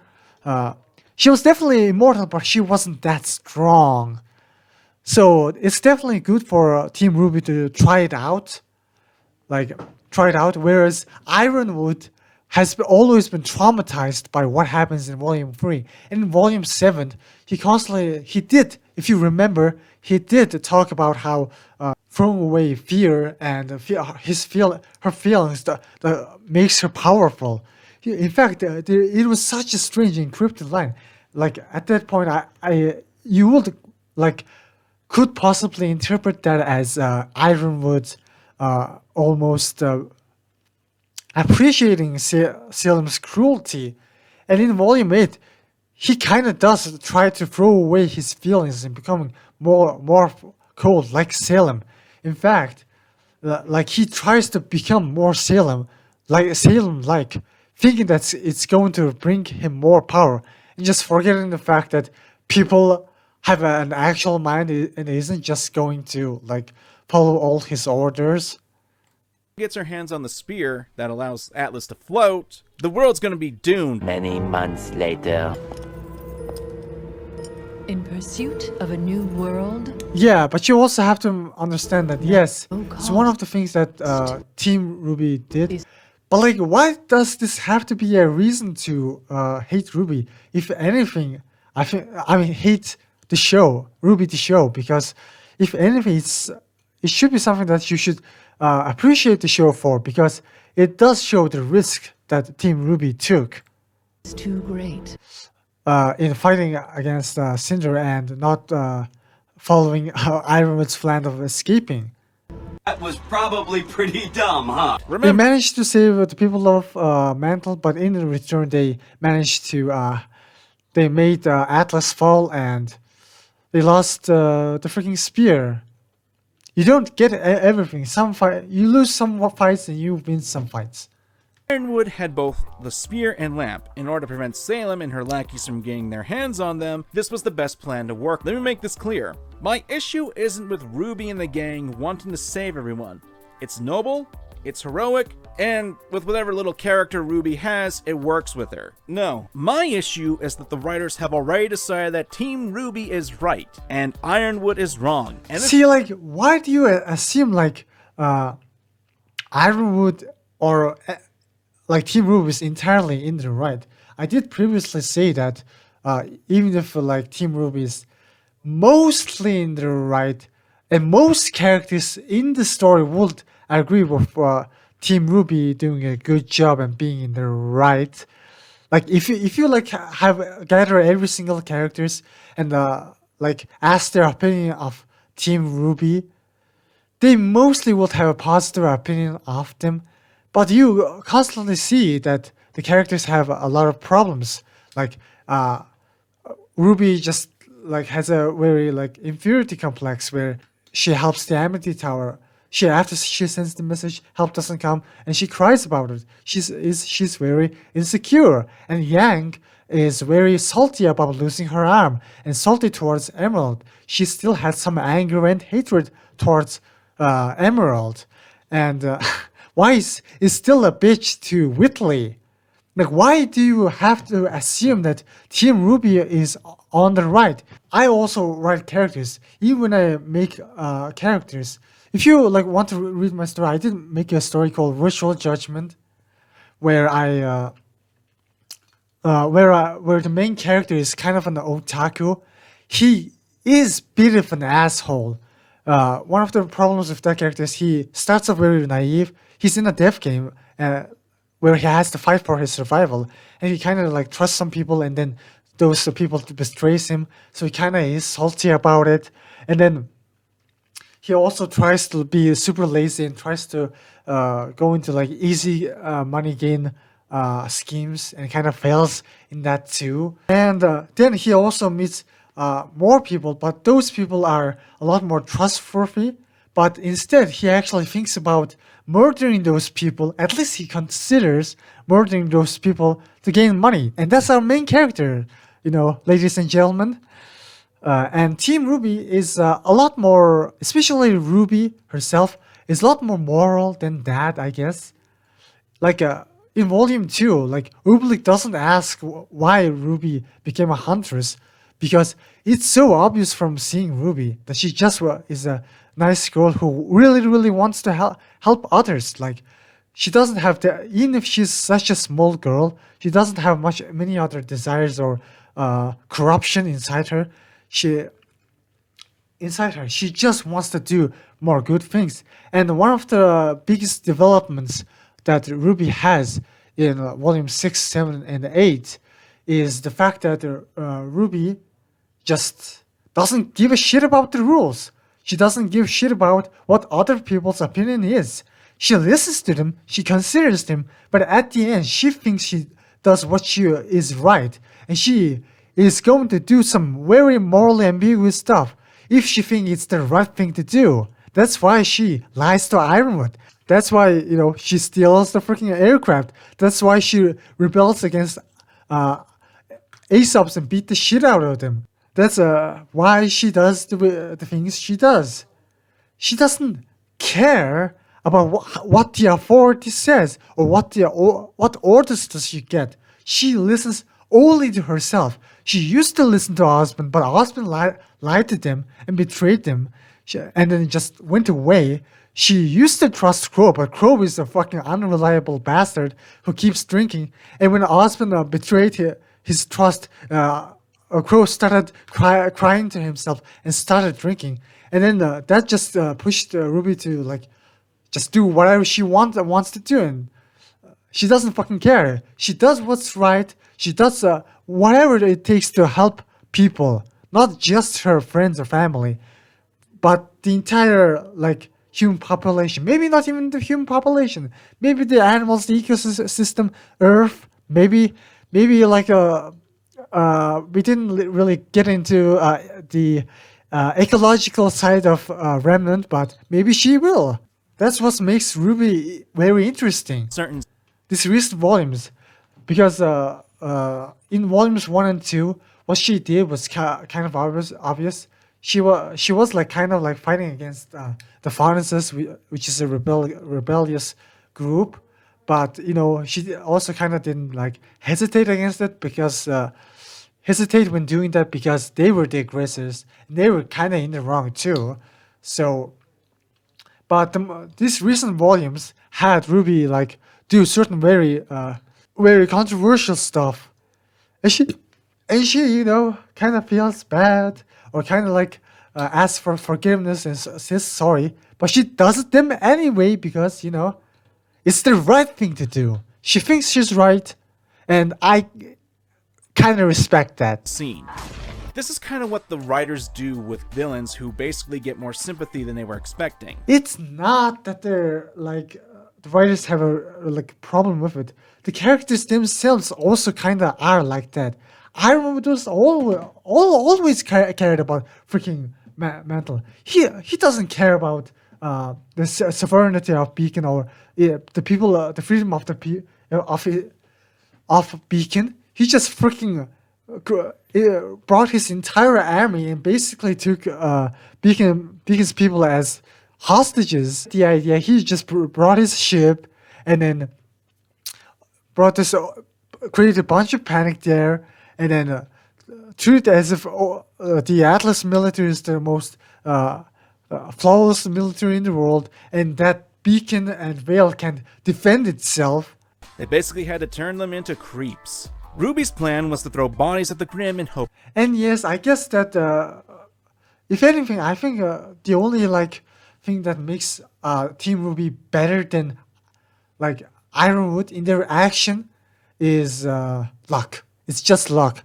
Osmond was lucky enough to come back. He was lucky enough that they used the staff to create portals. Even if disregarding that, Iron is just generally a very cold person, and his decisions have made it very clear that he only cares about Atlas, and that kind of really makes sense, because at the start of Volume 7, he had Mantle under his control, and he basically had them under martial law, forcing them to surveying them and surveying them heavily, and then making them basically prisoners in their own houses, because he can do that. He said it was for the good, but he doesn't treat Atlas like that. But works. Ironwood, like them, knows Salem can't be killed. As far as they know, unless Maria suddenly wears a turtle shell and teaches them the Maguba. So he is trying to save at least some people in a losing battle. Does it suck? Yes, but Ironwood has a point. And why would he trust RWBY if they were only lying to him and betrayed his trust? Why believe their plan when it boils down to throw your soldiers at the... He could have. In fact, I think one of the issues, why did Ironwood even order Team RWBY to be arrested? In fact, Ironwood just got molded after learning that Roman had learned the truth, and that Team RWBY was not being controlled, and he was also being panicky. But at the same time, it's his fault for declaring, even after RWBY still stole his scroll and told the truth about how Iron wants to declare martial law to for make everyone run away. He could have said, okay, we are free to disagree. You go ahead and fight Salem. We will send backup to you. I'm not going to be a corrupt mastermind and totally become a super control freak. Because let's be freaking honest, Ironwood is a fucking control freak. He had this little bit of sinister in Volume 3. He was criticizing Osmond for being a pacifist, and trying to take away his power. Since he did bring his army to Whale without any warnings or agreements, it just shows that if things got tough and Osmond was being a little bit sus, he would be able to declare martial law and take over Whale, because Atlas' best country, make Atlas great again. He easily could have done that. In fact, I think he was kind of considering that in Volume 3. Looking back, I kind of think that he was trying to do it.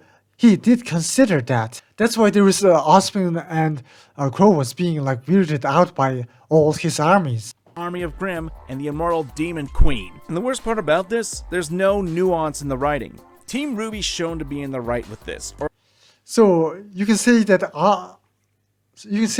even if he understood that Team RWBY was trying to do the good thing, he could have let them all loose and say, okay, I'm not going to be a power-hungry maniac. I'm totally not going to kill the embassy members and take control all to myself. Remember, you can't say the bad writings have started happening in volume 8 because in volume 7 he literally ordered to put Team Ruby, Crow, and Juniper in jail just for disobeying him. He knew that fighting against one another in this crucial moment was a bad idea, but he still did it because he's such a fucking control freak, and he only cares about his plan, and he only cares about Atlas, and he only cares about Atlas because they're his people. Here, Atlas is under his control. He is a really that's how it's being portrayed crazy control in the freak. writing. Ironwood wasn't saving Atlas. He was attempting to save the Winter Maiden and the 2 relics that were safe and secure on Atlas at the time, because making sure those 3 targets don't fall into Salem's hands was the best chance for all of Remnant. Goodbye to whatever nuance there was in this plot. Ruby's automatically in the right, which leads me to... Yeah, but come on. He always cared more about Atlas.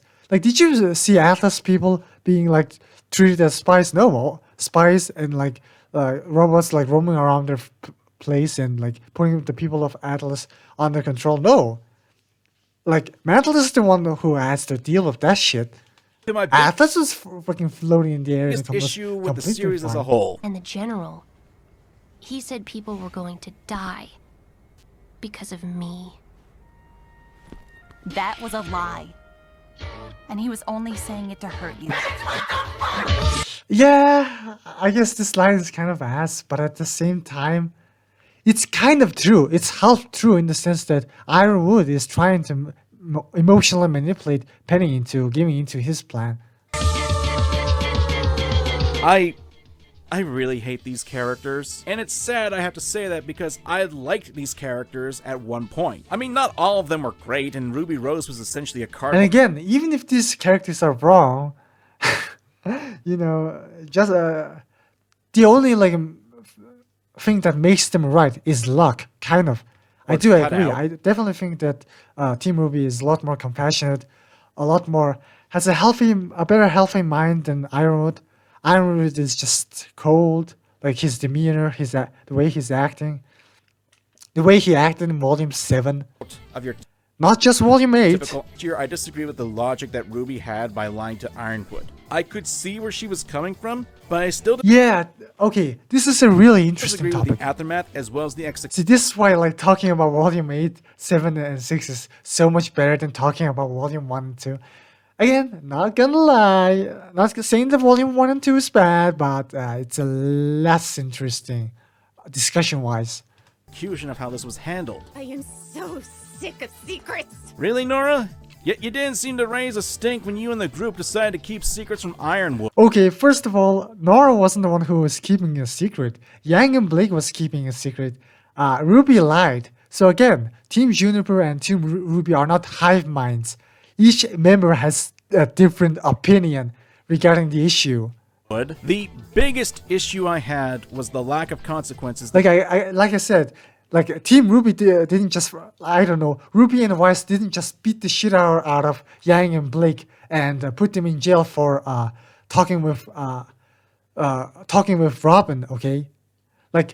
Ruby lies to Ironwood, but then fucking Yang hears about it and then fucking beats the shit out of Ruby later for lying and then declares and puts her in jail for it, where she doesn't do that. Yang understands why she lied, and since the past can be changed, she the rest of Team Ruby and Juniper has to go along with Ruby's plan, because Ruby kind of forced them to go along with this line. So. And again, even if they disagree, there's still teamwork, and they still understand why they did it. They still understand that Ruby has a good intention. That Team Ruby faced. And when I say that, I'm not referring to cutting themselves off of Atlas and Ironwood. That is a consequence. No, when I say a lack of consequences, it's that they almost freaking died. Group Dude, really didn't actually learn anything from this situation.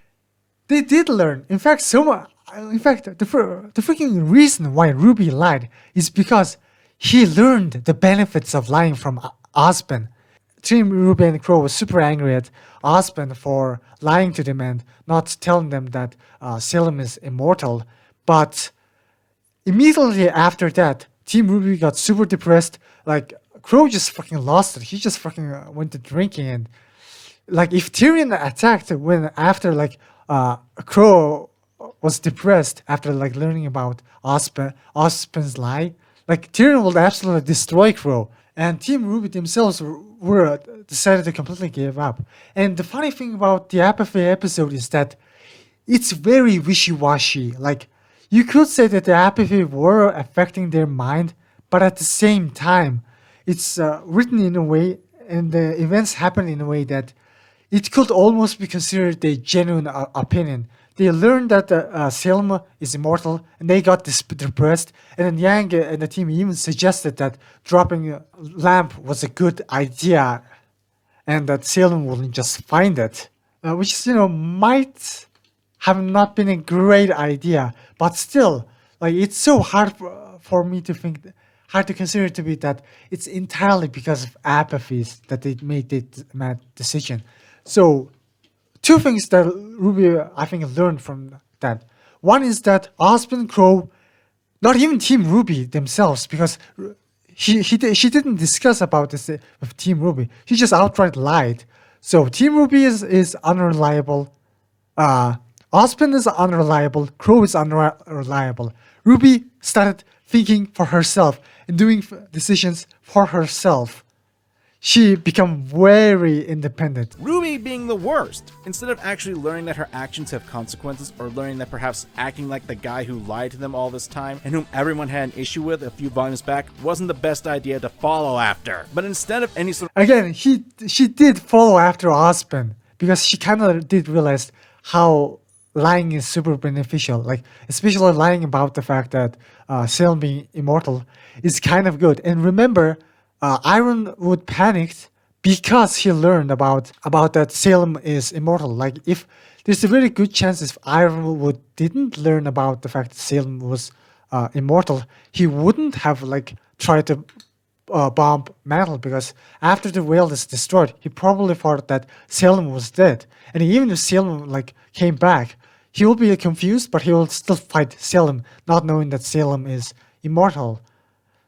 But knowing the fact that Salem is immortal kind of created this paranoia inside of Ironwood's mind, and he decided to like force the plan to move Atlas. Just saying that certain lies are better than the truth. People like Ironwood is so much controlled by his fear and ego that it's pretty much better that he is kind of... So certain lies does help him from triggering his own fear and ego. A reflection on her actions, Ruby gets worse, to the point where she's actually going against the idea of helping Mantle in even this scene. That was a lie. And he was only saying it to hurt you. Yeah, it's very like manipulative. I actually might even consider this a bit of a character development, because if Ruby did say like, Ironwood, yeah, it's true, Ironwood might have a point, then that will make like Penny feel bad. So in this scene, like Ruby isn't like being like completely honest, because yeah, Ironwood is technically correct in that sense that yes, Penny is going to like let soldiers and people die, but Ruby also knows that Atlas flying away is like Salem is attacking and killing people anyway, and that has nothing to do with Penny. So in that sense, Ruby is also telling the truth. It's like Ironwood told the half truth, and Ruby also told the half truth. Like, I really think Ruby saying that Ironwood said that to hurt Penny's feeling is kind of the right move. Shit, I agree with Ruby. I literally, if I was in the Ruby situation, I would have done the same thing. Call me a bad person, but just saying. I wouldn't say that this is full-on gaslighting, because her goal isn't manipulation, but it's really disgusting in my opinion, since it was Ruby. Yeah, I would have said the same thing with similar to Ruby in this situation. cry and about the it. group who pretty much added fuel to this entire fire. Volumes that RWBY was able to get a character, but to me it comes off as extremely rushed, and as such, the writers only See, had it's not one way. necessarily rushed. The problem I guess people are having is that they don't like RWBY is such a different show from other shonen. That the shonen characters usually like blatantly explain what their character is thinking for inner monologue, whereas in RWBY we're constantly like we never have any inner monologue about any characters, and we are always in the dark on how certain characters think the way they do. And even this, like me saying certain things about RWBY is my assumption of RWBY's character. Like, only probably the writers know the inner logic, like super detailed. And of course, I'm not saying that it's impossible to discern RWBY's logic through the events of the story. I just did. It's just that you can argue with me. You can say that RWBY was thinking something else, and I'll be in the blind because we never have inner monologues or RWBY's thought process. So yeah, but I also kind of like this types of stories because real life is kind of like this too. You know, unless like a person is saying every single thought out loud, you're never all sure about what they're thinking. It makes like the character so much unpredictable and so much bold and unpredictable. From a storytelling perspective, it makes it really interesting. Again, Way to make the people go against.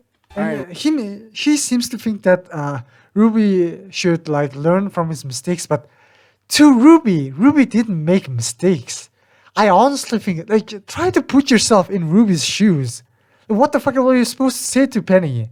What the fuck were you supposed to do? Follow Irumut and leave Mantle and fly into the sky?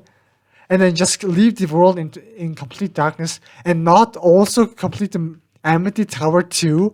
Because Irumut doesn't do that for some reason. I still understand. We don't get RWBY's thought process, but I still completely understand why she did that or why I will do similar things in her situation. And that was to make him unhinged. I also understand Irumut's character too. That's also the thing about myself. I completely understood why Irumut did the things. I also understood his logic in trying to blow up Mantle. I understand it. I just don't think it's the best option. You know, I'm not saying like trying to kill certain people or trying to kill Salem and the Grimms is wrong or something. I'm not saying killing is wrong. I definitely think that sometimes in life you gotta kill Grimm or certain group of people for self-defense to do the right thing.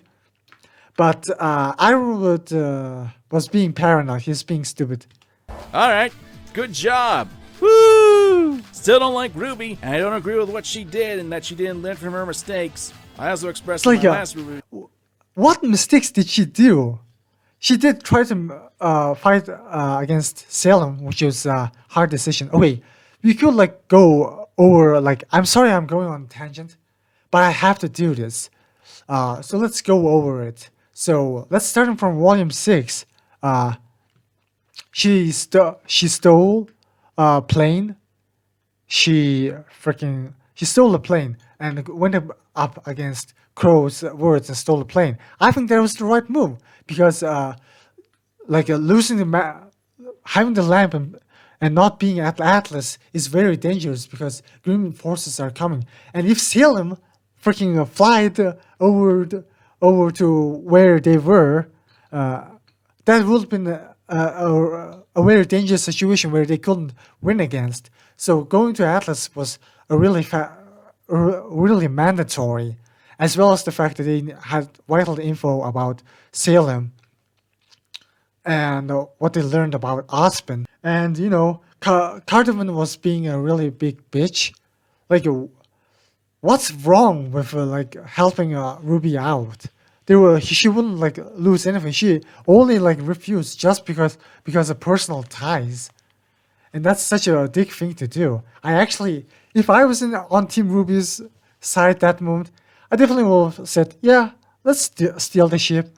I probably would have said the same thing. And letting Weiss go alone is a bad idea too, considering that she escaped from Jux on without taking his permission. So if Weiss tried to go, was forced to, led by Cardone's men, most likely Cardone's men is going to place Weiss towards Jacques' home, and Jacques was going to like hire private hunters to keep an eye on Weiss, and Jacques will probably get the lamp, and that would have been a really bad situation. But stealing the ship, so that's why I think stealing the ship was a really good move.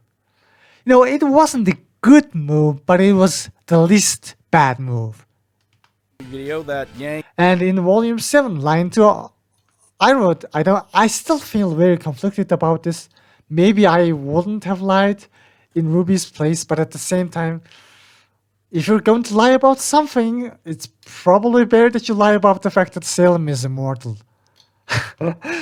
Yeah. And again, stealing Ironwood's scroll and talking about how Ironwood is declaring martial law to everyone else, that was a really smart move by Ruby Smart.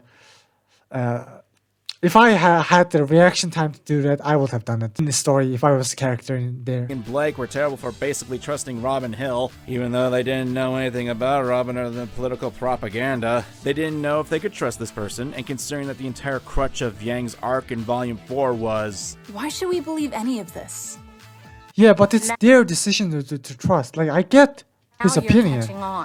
It's a very bold move, but Robin just keeps attacking Amity, and the only way to stop her is to tell her the truth. And Ironwood is just too stuck up to talk to Robin. So what the hell were they supposed to do? They acted up on their own. But I actually think in this case, Ironwood was kind of in the wrong for not talking to Robin about this. How about no? I found it amazing that these two were willing to... Yeah, it's kind of like a weird situation where like it's kind of that song, standing here I realize you were just like me trying to make history. But who's to judge the right from wrong? Okay? Nobody knows what's right or wrong. Everybody at the end of the day did what they thought was right. Trust Robin right off. And if, you know, at the end of the day, Team Ruby was just kind of a bit more luckier than Ironwood. If Robin was actually like working with Salem and Watts, it would have been over. On the party? Sweet! I mean, it's a little clunky with how Ruby wanted to save Mantle last volume, and it's kind of dumb to be arguing about splitting up since both jobs are important and splitting up isn't all that bad of an idea, but it's a positive. Yeah. I mean, yeah, but I don't think it's like a problem with the writing. It's more so it's actually kind of like realistic. The characters themselves even admitted that it doesn't fucking matter, just go. And I'm willing to take it. So how long until the sauce hits the... Do you think she thinks less of me? So I think like one of their main issues was the fact that, like I said, the RWBY is written in a way that we never get any inner monologues of the characters, so we really don't know their opinion. So, and at the end of the day, I still think whatever choice the characters made, it wouldn't be that out of character in any way you do written. Like, even if you made it so that Ruby stayed in a mantle and defended mantle, it will be in character. If she went into the Amity Tower, it will also be in character. Because at the end of the day, both are going to help mantle. So, in this scene, as much as I kind of like the small conflict, at the same time, you can like practically make any character go into any way because like it doesn't fucking matter. Like it doesn't break the characters in any way. Like even if they move the characters in completely different situations. For not helping out with Amity? Even if they assign the teams in different ways, it still won't be that different because, you know, caring about the Amity Tower is still going to help Mantle, or at least both of the idea was that both things were going to help Mantle. Whether you want to physically destroy Grim and Grim forces in Mantle there, or where you want to go into the Amity Tower and call for help. They're both kind of the similar thing. The only like differences will be the fact that how much do you trust the Amity Tower to work? Like how much hope do you have for Amity? I think that's the opinion that only matters. I think. League is your sister. She's always going to love you, even if you disagree with each other. Yeah. Ruby. Oh. Yeah, I mean, yeah, I kind of like this line because even the writers and the characters kind of realize that despite them being sister, they kind of fallen apart. Lovely. Look, cards on the table. It's the truth. I mean, Yang was like in volume 6 and 7, she was like so concerned about Blake to the point that she kind of forgot about Ruby. But I kind of I guess she like does make it up for it in the finale by trying to save Ruby, which I think is very sweet. No hyperbole. This is me actually talking to you people. I'm not a huge fan of shipping, but if you guys like it, more power to you. My issue with this particular scene is that there was barely anything to this conflict. We had this set up with Yang and Ruby arguing as sisters and having actual disagreeing amongst the group, which is something that we desperately need since, funnily enough, throughout the show, Yang and Ruby have had a lack of actual interactivity. Sure, you had some times when they talked to each other, but it was really hard for me to name a few times where the two interacted as a meaningful way. The best one I can think of while I typed that last sentence is when Yang got back with Ruby in Volume 5, and that's mainly because the volume was devoid of anything that was actual substance. And we had some decent conflict between his sisters, and it's just thrown away. Okay, getting back into character. Okay, let's see, Blake. I mean, no, why do you have to be the way that he looks at the scene is kind of weird. If anything, I think just like Yang realizes that oh yeah, Ruby, I completely forgot about her because I was too busy simping for Blake. What am I doing as a sister? Blake. So it was kind of a wake up call. There's barely anything there. I don't know if you can hear me. Yeah, this fight is kind of ass. We all need you. Man, I really wish they just made the Grimm overpowered. Like, I really wish that the Grimm would, like, scream first before, like, attacking. The fucking problem with the Grimm is that... Please. The Hound, I mean, I keep calling him Grimm, but the Hound is the fact that it's all alone and it keeps blitzing the Team Ruby by itself, undeservingly. It will be very, like, understandable if, like, the Grimm, like, a Hound, like, the first scene the Hound shows up it is screaming, and then a bunch of Grimm comes up, and then Blake and Ruby starts fighting those Grimms, and then the Hound just, like, comes back from behind them and, like, behind Ruby and just blasts the shit out of Ruby, beats the shit out of Ruby, and then tries to take away Ruby. And then Blake kind of like kills all the other Grimms, tries to get all the other Grimms, and then Hound drops Ruby. Then Blake kind of fights 2 Grimms at the same time, and again, not just this one Grimm, 2 Grimms at the same time, and kind of goes in a pickle, and then Ruby saves them. It's kind of hard to like make the characters like fight. It's kind of like, as a writer, it's only in hindsight, okay? As a writer, I kind of do understand why they made this ever, or why they made this fight kind of weird. Because after Ruby defeats freaking Harriet, after Ruby defeats Cardoan, and after Ruby, I mean later in the volume, Ruby kind of like almost solos Neo. I mean, they're pretty much... Neo was at an advantage for the most part in the fight. But Ruby did kind of win towards the end.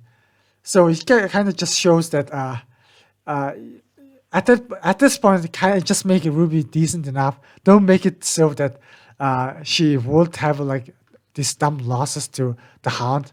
I just really don't like how the Hound keeps winning so undeservedly. Yeah, I'm going to laugh. That was kind of hilarious. You guys remember and Blake could go toe-to-toe with Roman Torchwick without issue. I mean, Roman Torchwick is I bad. can understand. And also, but not just Roman some Torchwick is bad. stubby You have to grub understand when that. We've seen Blake use her semblance a lot better and more intelligently, and is clearly faster than this. And also, that Grim was fucking huge. No. Like a single like a blast like that wouldn't like even face it. Think about it, it's kind of weird that Blake went with Ruby's group. I mean, Mantle's got all those Faunus in it. You'd figure that the girl who's only Faunus in the group would maybe care about her people who are basically left to die. I don't know, it just seems kind of weird to me. Pretty much the only character of the main cast that's decent is Weiss, and that's barely saying anything since I actually kind of disagree with that. I mean, there's nothing wrong with the writing per se, but the voice actor was kind of like bad during this volume. Like, I think they were recording from home without much context, so it just she kind of did a bad job. well. And that just kind of like ruined voice for me. Like, voice acting is kind of really important. Whitley wants nothing to do with me. Of course. Please don't forget about your brother. Whitley wants nothing to do with me. Of course not. You left him alone. With us. And what does Weiss do when she sees her brother again? Go to your room. Hell, Whitley got more character development. He actually grew Yeah, to like, care about what was happening. This is the thing, like, even if there are so many like villains in the show, Team RWBY is still not perfect. Yeah, they're not fucking Cinder Salem levels of bad, but they're still people with flaws. You know, that's just how it is. Weiss was being a dictator. I probably would say, if I was a character in RWBY here, I would say, Weiss, you're being a dick. Stop. I would say that to her. Happening and called a doctor. Maybe if I had more balls. By the way, Crow. I might just stay silent too. And Robin. I don't know. I'm a coward. Yeah, I'm a simp. Still terrible. Believe it or not, I know a little of what that's like. When people are worried you're gonna sniff out their secrets, they tend to push you away. It makes a real connection difficult. Oh, brother, this guy stinks! I'm sorry, but you can't make me like this character by giving her a sappy backstory. If you couldn't get me to like her with her voice actress. A road trip. Her voice actress is good. I remember when I was a child, Father This sure as hell ain't gonna do the trick. But you know what's funny about this? I'm not against this idea, her semblance being a problem for her, but this is not the route it should have gone, at least in my humble opinion. Robin should have been distrustful of others, acting as paranoia fuel for her. It would work because that's actually been an established trait with her. If Ironwood wants me, he'll have to send more than a couple of kids. Let me put it like this. If you have the power to be an instant lie detector, the absolute truth from them, it has a bit of an after effect. It makes you think you're entitled to the truth, which makes it harder to trust other people. If someone doesn't want to submit to Robin's power, she couldn't trust them. And this is something that we've seen be established in Volume 7 with her, like when she didn't trust Blake or Yang, and when she didn't trust Ironwood. But instead of saying that Robin is distrustful because of her semblance, the show attempts to act like she's a tragic character because people didn't trust her? Hello? Anyone in there? Miles? What's going on in that head of yours? Scroll all the way down there. What did you drop? What did you lose? Did we forget last... That's okay. This is a really bad argument. Not gonna lie. This is the one argument that I absolutely disagree with. Like, he literally just went and said, RWBY is bad because it didn't follow my headcanon. You know, this was good. I kind of like the little backstory that Robin has, but it will be so much better if my idea is better. And I don't think your idea is particularly better, sir, because, I mean, think about it. Why would Robin be so distrusting? She knows the truth, and she's not that stupid to know that, you know, personal space exists. She's not going to grab your hand and ask, "Are you a virgin? How many times did you jack off during the week?" She's not going to keep asking dumb questions. And as for like people distrusting her, it is true that like he further complains. Okay, let's just continue. Miles! What's going on in that head of yours? Drop. What did you lose? Did we forget last season where Yang and Blake automatically trusted Robin? And her semblance was public knowledge, remember? So people know about her semblance and abilities and still trusted her. Not to mention, it's not like Robin's semblance is passive. There's a specific circumstance in order to make it work. She has to be touching someone and asking them a question. Robin's semblance would only be a problem if she were to try to interrogate someone in the first place accidentally. Which, to be honest, you're not asking to be liked by someone you meet the first time when you grab them and start playing 20 fucking questions. And Crow? Maybe. And I mean, yeah, I guess like she did get elected, but you know, she was talking about her childhood, you know, as a family. You know, people choosing her is one thing, but living with Robin is kind of hard because she can just like grab your hand and ask you questions, and then it can threaten her. But then again, Robin might have done that herself, so her words are a little bit unreliable. And even if like she isn't like trying to use her powers to make other people feel uncomfortable, people living with her might still feel like uncomfortable living with her because of the fact that she has such powers and can know their secret. And as a result, don't trust or don't like being near Robin. It's you have to understand that just because you're elected in an election doesn't make you the most happy and the person you and the most doesn't give you like real friends. Like being elected as a politician and having real friends who you can trust and live with is a completely different thing. So I think the backstory doesn't contradict anything. So yeah. If you could be around somebody, anybody, without my semblance, make it be around somebody, anybody, without my semblance, make it complicated. And now, it just feels like a childish dream. Gone. Like everybody. No, yeah, that was totally your semblance's fault. I mean, it might have been.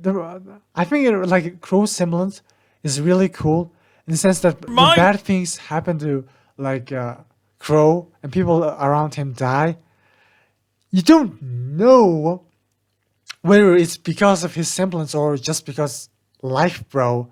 That's also the one thing, and I think Crow's own like way of worldview might have like keep affecting his semblance.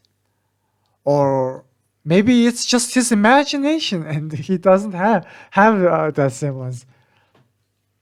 So that's the thing. Like I don't like this guy is complaining, but I don't think that's necessarily a bad thing. Like yeah, I cannot do wish, and I cannot do miss the Crow, the freedom of speech Crow, where he criticizes the shit out of everyone around him. Kind of wish that Crow was happened more often. Or was it Ironwood's fault? Make up your mind, damn it! Man, the background music is so bad. It's so I'm gonna make so this hard clear. to like listen to fucking. I'm pretty sure there's a decent chance with the remaining episodes for the show to come out that I may have to eat some crow with these points I have. And no, not that kind of crow. You perverts! As most of you who are watching this probably already know, but for the sake of that one guy in the back, I'll explain it. For this volume, it's been a split with the rest of the episodes coming out later in the first or second quarter of 2021. Considering everything that has happened in 2020, I can't say that I blame Rooster Teeth for this. But considering that I still have issues with this volume up to this point, I don't even know it's even worth watching anymore. And here's the thing. I hate that I have to say that. I actually liked the concept of RWBY when it first came out. I liked the characters. I was interested in the world. Sure, there were a lot of problems with the show, but I'm willing to look past those kinds of mistakes because this was a learning experience. The problem here is the learning experience has been going on for almost 8 years at this point. Rooster Teeth isn't exactly what I'd call a small company anymore, and not that their success is inherently a bad thing, but I've noticed a bit of deterioration in their work. It doesn't seem to have that nebulous spark that captivated me in their earlier days, and how I have no idea what the spark is. I mean, that's your personal opinion, of their buddy. work as a part of that. I like I said, volume 6, 7, and 8, my favorite volumes. Not even volume 3. I think volume 3 is just way more boring and straightforward compared to volume 6, 7, and 8. That drew me. In terms of story, in terms of fight, it's actually way better. In terms of looking, it doesn't look that old school PS2 video game. In terms of OST, I mean, it's hard. Every RWBY OST is banger. But Volume 6 especially had a really good soundtrack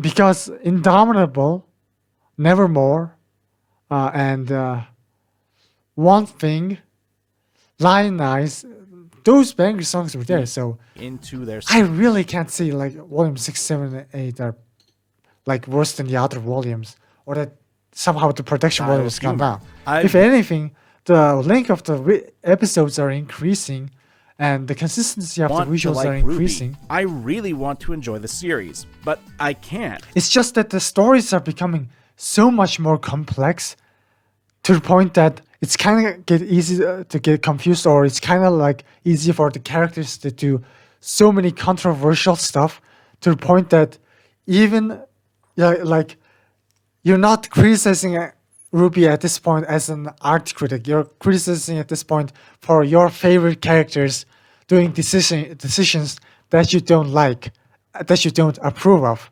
I like Ironwood. I think genocide is wrong. I think whatever Ironwood did is wrong. But at the same time, I'm completely fine because I understand what RWBY was trying to do. I think it's really good. I think Ironwood as an antagonist was really good. Not at the rate it's going, but here I am, time and time again, giving it a chance. That either says something about how I want the potential of the series to be fulfilled, or I'm some sort of loser on the internet. And contrary to what people believe, I'm not going out trying to find issues with the show. I'm genuinely giving it just shows, and I also really like he complained. A chance. Then again, I'm obviously a loser on the internet since I spent about 17 pages worth of my time to complain about a show that'll probably net me a ton of lovers and haters of this kind of thing. Oh well. 'Tis life, and hey, I'll still pay attention to what RWBY has to do, and I still get a little glimmer of hope that the series may be good again. But hey, that's just one guy's opinion on the net. What's yours? Let me know down below in the comments. Have a nice day. Many months later. Don't blame me! I have sacrificed everything! No!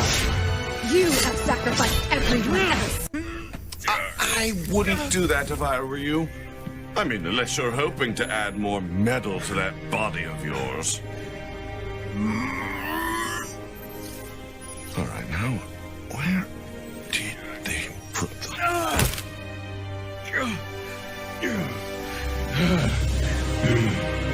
What? You have sacrificed everyone else! Again, that's not necessarily like a wrong thing. First of all, I really don't think there's anything like wrong with Winter said, because remember, Winter didn't say that, oh, Ironwood, you didn't make any sacrifices. She said, oh, Ironwood, you sacrificed everyone else. And she keeps talking about how Mantle was, in an embargo and was forced to be cut off from the outside world. And remember, I don't think that's necessarily a good idea. Because if some other a better politician was in there, they probably will still make the world open. Will make the world still be open. I guess it's so hard because in history you don't talk about alternative realities. You don't talk about how things could be better. Ironwood did what he could, but at the same time, this guy decided to freaking blow up Mantle just so Atlas would be free. His people. So yes, he is sacrificing his body, and his body is full metal. But at the same time, his sacrificial mentality. He uses the sacrificial mentality to sacrifice other people also. And then again, I have to like commend Ironwood for being here himself, but that doesn't like make it better. Like, why do you have to like sacrifice some other people? It's so weird because I get it. Like, nobody, like Winter herself doesn't probably know about this fight. So she's saying that Ironwood sacrificed everyone else. Does make sense in the context of the volume 8, but doesn't make sense in the context of this fight. But like I said, why do you have to like consider Winter's words to be this objective truth?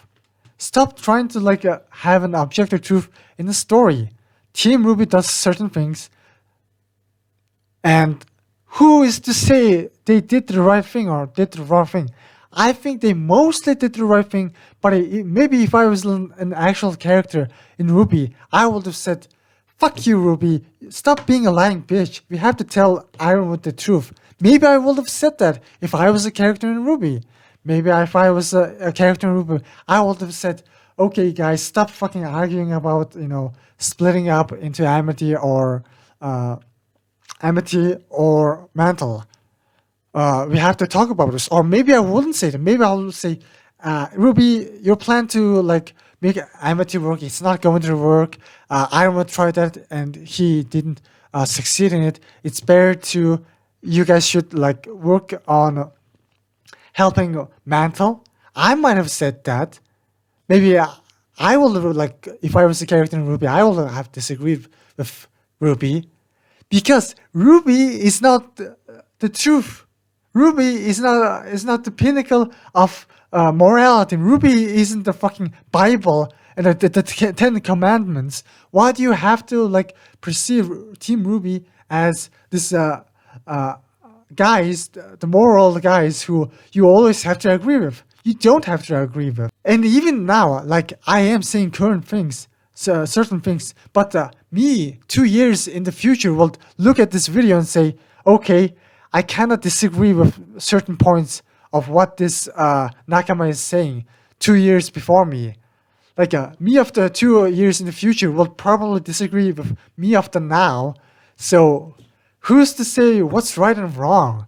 Like this whole, a lot of RWBY complaints are happening because you're treating Team RWBY as this show's pinnacle of morality. But a complicated shows don't have that. Even in shows like Attack on Titan. In fact, Attack on Titan is the prime example as to why you should never trust the main character. Just because they're the main character. Eren is not a character you should idolize. And Mikasa is also a character that you should not idolize. Armin mostly does the good thing, but he still has a lot of flaws. And I, as a person, still disagree with Armin during his certain decisions. So it just goes to show that who's to say what's right or wrong, I don't even know if I was a character in RWBY, if I like was helping them in this certain situation. I don't even know what I will do, honestly. So stop trying to like have this moral, like this clear-cut moral. In fact, your biggest problem is that trying to have RWBY have this clear-cut morals. In fact, if RWBY is making decisions that you disagree with, that's good. It just shows that Team RWBY is doing their own thing, and you, as a person, are free to agree or disagree with them. You're free to disagree or agree with them. That's the beauty of art. That's the beauty of atheism and agnosticism, is that there is no solid morality system. The biggest problem with this religions such as Christianity and Islam and these and Israel, Judaism, these religions have doctrines, what you should and shouldn't do. And Team RWBY probably went against those religious doctrines. They stole, they killed, they fought, they lied, they cheated. They done all sorts of bullshit, but for good reasons. And I, as a character, would have done probably something similar. If where I live, I don't know, a war happens, I probably would fucking grab a knife and if certain people break my door and attack my family right now, I will fucking grab the knife and will try to fucking kill them. Because I will do that because it's self-defense. That's just life. Life, who's to say what's good and right and wrong? That's just life, I might get canceled for saying that I will kill people for self-defense, but it's what I will do, and you are free to agree or disagree with me. Meddle to that body of yours. All right, now, where did they put them?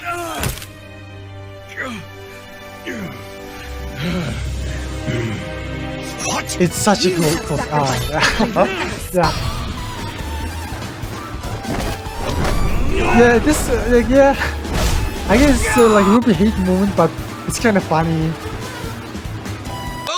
Trust Rooster Teeth to make me think this has gone even worse. Let's talk about my issues with the latter half of this volume. I'm not gonna go over everything, but trust me, boys and girls, I've got some stuff to say. In this corner, this kid doesn't say anything about the Crow versus Harriet fight and Vine sacrificing himself. I think that's a really good scene and arc.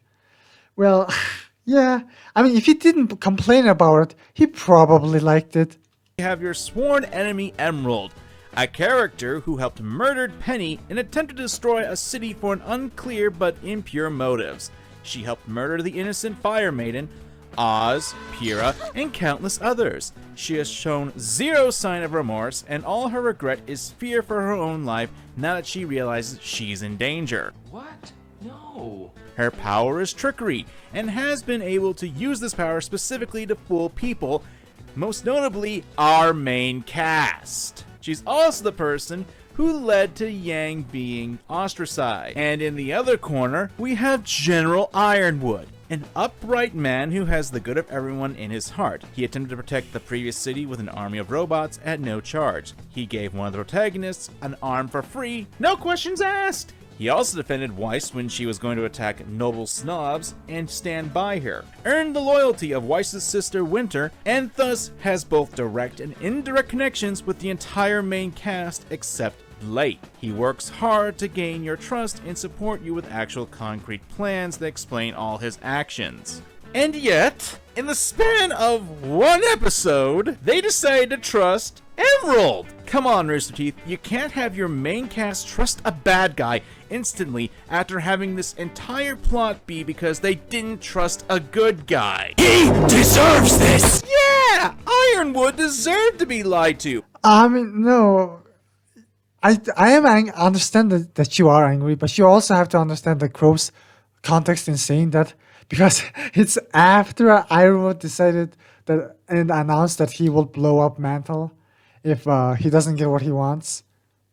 Have people whom he trusted and helped unconditionally go behind his back and actually made the situation a lot worse because these bratty teens who seem to think they know more than the actual adults. Trust is... Again, like saying that Ironwood is a better person because he's an adult is a kind of a bad take, not gonna be lie. I disagree. And one of the themes of RWBY is that, well, you doubt everything, including Ironwood, including the general, including the adults. It's just showing that the young adults who are much more energetic, much more optimistic, and much more loving and caring and compassionate are almost better than Ironwood. And also, I did like hear criticisms of RWBY and how RWBY, the RWBY writers ostracizes and criticizes military people and makes them seem bad. You have to understand that Team RWBY themselves are technically military personnel. Like Osmond's school is technically a military school, but it's just that it's so free and it gives the students so much freedom that it doesn't seem that way, but otherwise it is a military school. So Team RWBY are soldiers in story, and just like Aesop's are.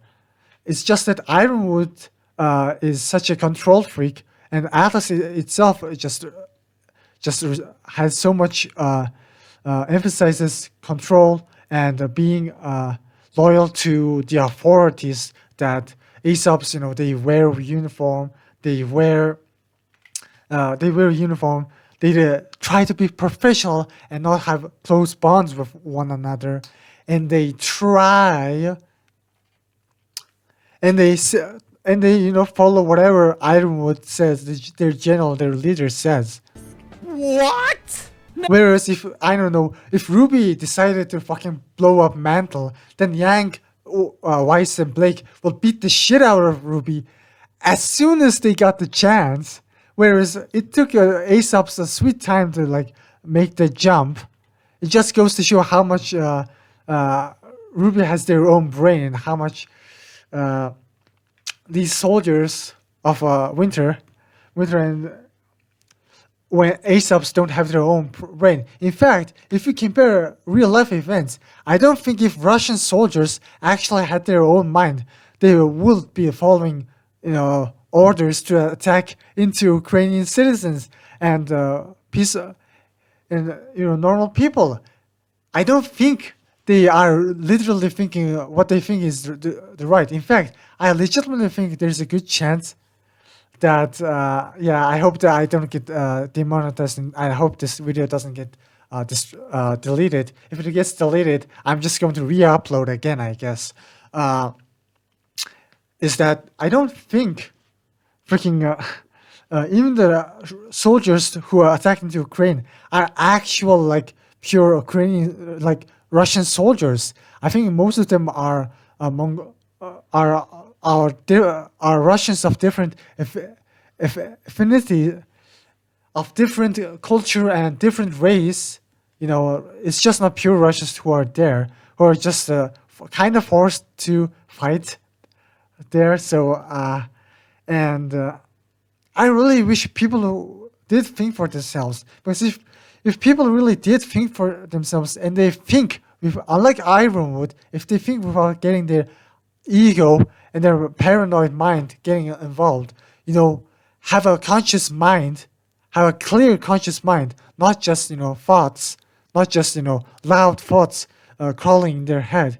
I definitely think people would make more wiser decisions, more compassionate decisions. So all I'm just trying to say is that, hey, people like Aesop's, people like Ironwood exist in real life. So you can't be mad at Ironwood. You can't be mad at Team RWBY for having flaws, but why ostracize and criticize Volume 8? It is everything in the show is the way it is because it's intentionally that way.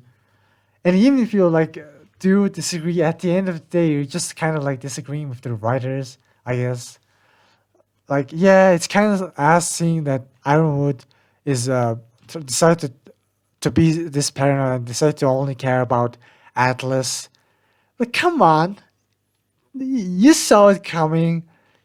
There were freaking hints there.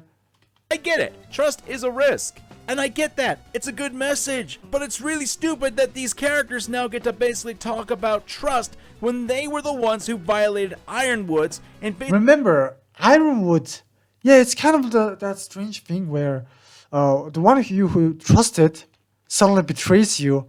It's kind of hard to trust back because this person, despite knowing that Team RWBY is good people, despite knowing that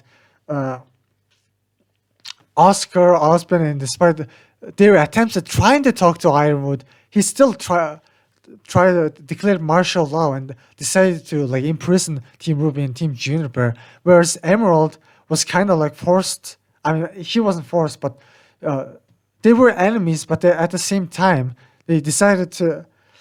I mean, it's not like they gave her trust, any trust. They never gave her a chance. Whereas this person, Emerald, decided to hang out with Salem and decided that Salem was wrong and decided to come to their aid. Remember, if Ironwood at any point came to Team RWBY and decided to apologize and decided to say, okay, I was acting a little bit of selfish, I'm sorry, I'm wrong, they would have accepted it. The problem with these people is that I actually think the writers of Team RWBY are actually kind of a little bit more big brain than this YouTuber, or at least I agree with Miles, Luna, the writers of and the RWBY more than this YouTuber, because don't think about the past, think about the present. The reason they accepted Emerald at that point in time was because at that point Ironwood was fucking going nuts and trying to blow up Mantle and is being like trying to go on genocide, and Emerald herself, without any kind of provocation, without any kind of talking no jutsu, came to them and said, I want to help you. And I was doing the bad thing. Salem was a bad person, and Hazel wanted me to be a good person, and Oscar seemed to be a nice person, and Hazel trusted him. So it just goes to show that at that moment, Ironwood was just this paranoid person who only cared about Atlas and didn't care about fighting his fears and fighting Salem. He only cared about Atlas. He was acting very boldly, but at the same very chickenly. He was acting very cowardly at the same time. Whereas Emerald, who was a bad person in the past, but in the present moment, she had humbleness. She was open-minded to changes. She was completely became aware of how bad of a person Salem is, and how her obsession with Cinder was also kind of bad, because Cinder was also like working with Salem, and most importantly, like Hazel trusted Oscar. So as a result, she saw that how much of a good person Oscar was, and realized that Yang, Ren, and their team was good people, and she like always at the back of her head realized what she did was wrong, and now she is ready to do the right things. And you do remember that it's just, even if it's like one episode, there was a heck of a lot of arguments. Like Yang was not having it. I think Weiss was also kind of angry too. In fact, the biggest person who like accepted Emerald and gave like the most biggest argument is Oscar. And Oscar makes sense because Oscar is merging with Ospen, and he has that past memories and that past experience and maturity affecting him and making his decisions. They pushed him to the edge in this regard. And again, you can't try to like make it seem like Ironwood is the victim too. And remember, at the same time, I really like talking about volume 6, 7, and 8, because even when you're complaining about the writing, it almost just seems like you're complaining about the characters or just having a different opinion than the characters. Like, if this guy was there with like Team RWBY, he will, when Emerald came, he will complain about how bad Emerald was did this in the past. And if I was a character in there, I would told this person that the past doesn't matter. What matters is how people are now. If Ironwood suddenly, I don't know, after a year decides to wake up and decides that, hey, I was wrong, I'm sorry, I'm here to apologize, I would accept Ironwood too. But right now, Ironwood is trying to destroy Mantle. I would have said this to Manga Cameron. And it just goes to show that even when we're talking about writing, at the end of the day, we're still talking about life. We're still talking about making hard decisions. Why do you have to like complain about RWBY's writing just because you disagree with the characters? This wouldn't have been an issue if they didn't already know this lesson from volume 6. Like, I understand that, but try to like not be mad at Miles and try to be a little bit open-minded, because there is a huge lesson to be learned from Oscar's decision to accept Emerald, from Ruby's decisions to accept Emerald. And I mean, Ren has a little semblance that allowed him to see Emerald's emotions, so that helped a lot. So that also contributes to the fact why they decided to trust Emerald. Why, and proves that she wasn't freaking lying. And there's also live testimony from Ren and Jean and freaking Oscar himself that Salem was trying to attack Emerald, and there was just no reason for Emerald to ever go back to Salem. And Yang, despite knowing the fact that Emerald has no home, and knowing the fact that Emerald decided to help them and got punished for it, still decided to be angry towards Emerald because of anger issues. And she just, despite saying to Adam to let go of the past, she is angry about the past. So, yeah, she has double standard. But people have double standards. I made double standards in the previous video. I said that in the previous RWBY video, I said that when criticizing someone, you have to be nice to them. And then I went out and just made a bunch of funny jokes and made fun of that guy and made an angry comment towards H Bomber. I'm sorry about that. I did act like a dick. Looking at it right now, I was acting very immature. And yes, I was also kind of making a YouTube personality and trying to be entertaining by making a joke.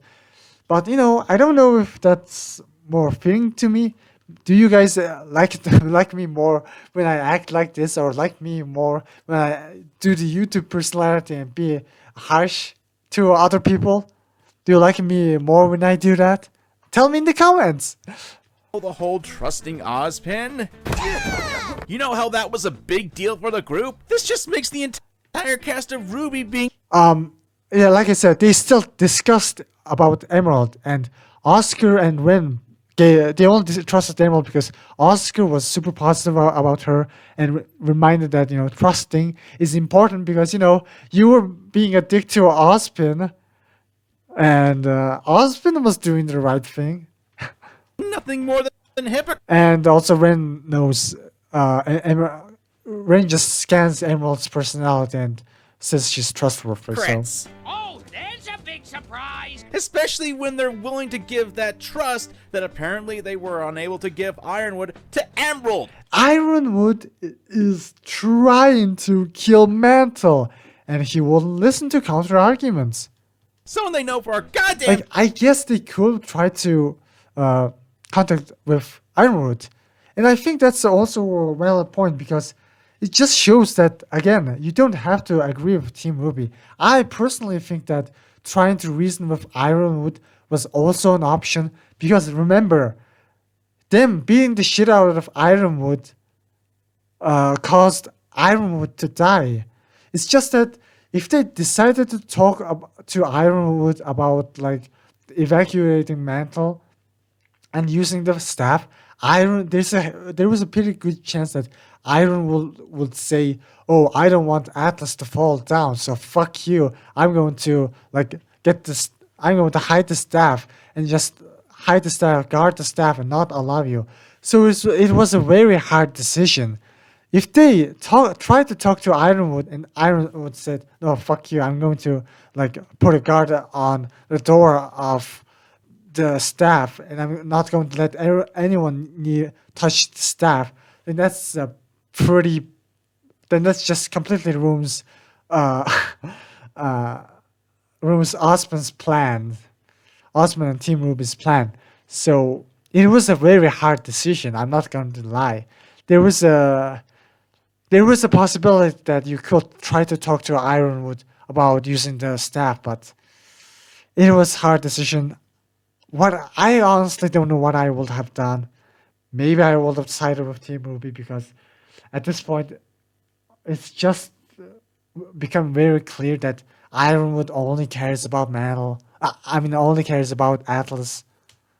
Fact, was willing to fight them and kill them. And I know that some people are going to say in response to this, they're learning from their mistakes. Are you referring to the cast of RWBY or the writers? Both! That is not an excuse, especially when the writing goes...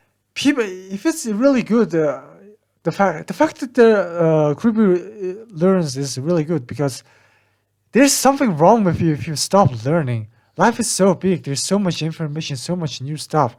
You learn new things every single day. So if you stop learning, that's kind of a bad thing. I mean, life itself is a learning process. Out of its way to ignore what's been If established. you stop learning, it just means that You you see, became there's this- egotistical. You have to like be humble and be open-minded. This little thing called context. But you need to question everything. Not my fault I can't say no. Yang and Co. Yang was actually the one who questioned this. So, need to learn to question people. Bullshit. and besides, like having Emerald on the planet was just so beneficial. You're trusting you. Why? Yet, they don't feel the need to question a person they've never met and immediately trust her with private information. You're trusting others, but you're making sure they prove themselves first. Despite the fact that Ironwood has done so much for the crew before Volume 7. I understand that. It's just that Ironwood, at that point, was a bad person. It doesn't matter how many good things you did in the past. Currently, they're doing... Ironwood is going fucking insane. It doesn't matter if you're like the hero of the nation in the past. Currently, you're being an asshole. It's who Ironwood was in that moment, in the present moment. Emerald was a bad person in the past, but she was a good person, a helpful person in the moment. Ironwood was a good person in the past, but currently he's trying to blow up Metal. Not to mention, throughout Volume 7, you've got the cast prodding Ironwood and chastising his decisions. Well, if it wasn't for the embargo making everybody so mad, people probably wouldn't be so quick to blame you for everything else. Yeah, it's Not just bothering to come... just to show that, like, I understand Ironwood's stance. Like, Ironwood's stands are really pretty cool guys. They're probably like, just like certain aspects of Ironwood and how he was trying to escape Atlas. They probably don't like the fact that he was trying to blow up Mantle. They just blame the writing, everything on Miles, and just completely try to ignore that. You know, I think it was foreshadowed that Ironwood was kind of a cold bastard. He kind of cared about Atlas the most. Alternative solution to what's happening. I mean, he was completely fine with jailing Team RWBY, Team Juniper, for disagreeing with him. He didn't want to talk to Robin. Fine to criticize.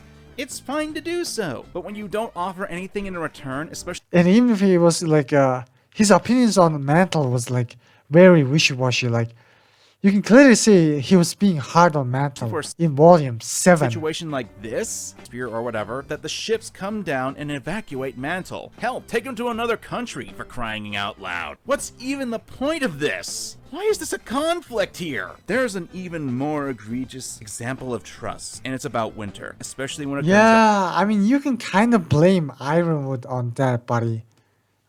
Like I said, I did previously like explain the logic on why they decided to attack Ironwood.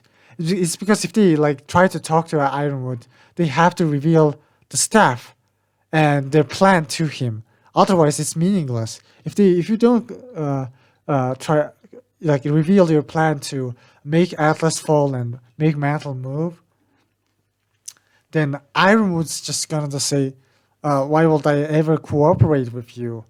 You know, I want to save Atlas. Atlas is the most important country in the world. And as long as Atlas exists, we can fight against Salem or something like that. Ironwood. When it comes to these two, it was established early on that Winter was grateful for Ironwood for taking her under his wing, especially considering the home life that Winter had to deal with. And yet... And even then, like, even despite the fact that,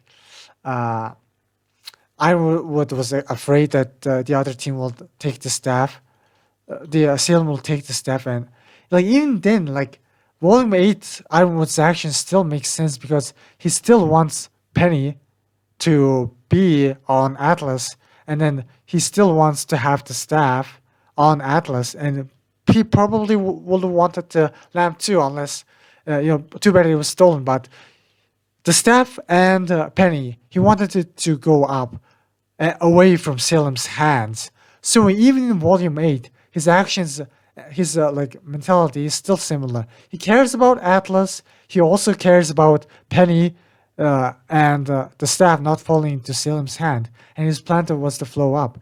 And he wanted to execute that plan, even if it meant blowing up Mantle, because to him, if they didn't go up into the sky, Mantle would still, if they go, where they go up into the sky or where they don't go into the sky, Mantle was going to die. So where he blows it up himself or where Salem kills all the people, it doesn't matter to him. He thinks that's basically the same thing. There's no difference. Him killing Mantle himself or Salem killing Mantle himself, there's no difference to him. So I am saying that the writing and makes sense. There is logic to Ironwood's decisions.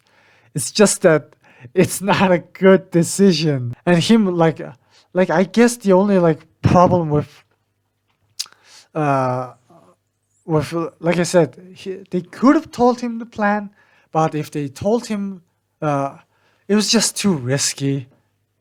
If they told him the plan, then Ironwood will know they were trying to get the staff, and the only reason they were able to get to the staff was because Ironwood didn't know the staff was unguarded. Gotta make Ironwood crazy, despite the fact that if it wasn't for the main cast's actions, a lot of the situation wouldn't have gotten this bad. See, that's the thing. That's so weird.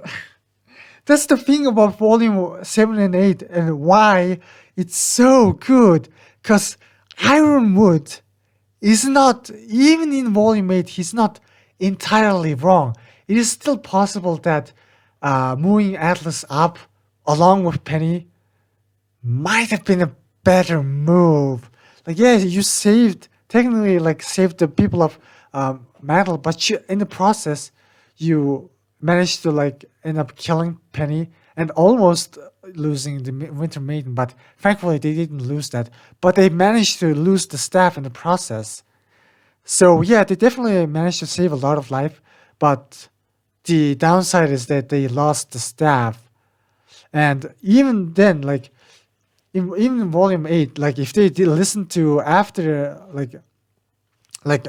Ironwood decided to blow up Mantle, if they listened to Ironwood and gave the staff, and Penny went up there and they used the staff to flow, Penny arrived and they used the staff to fly out into the sky, Mantle will fucking die. Everyone in Mantle will die, but Atlas will be floating and they wouldn't lose the staff. So yeah, Team RWBY definitely chose the lives of the people over losing the staff, and they kind of risked it.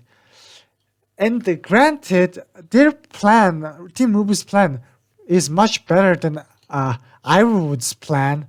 It's just that Cinder knew about it, so that kind of made things very difficult. Talk for a minute about death. My name is Grimmy, and I've come to reap your immortal soul. I know I've made a whole video talking about it, but I think it's important to bring up here. But here's the thing, you can't think about the past all the time.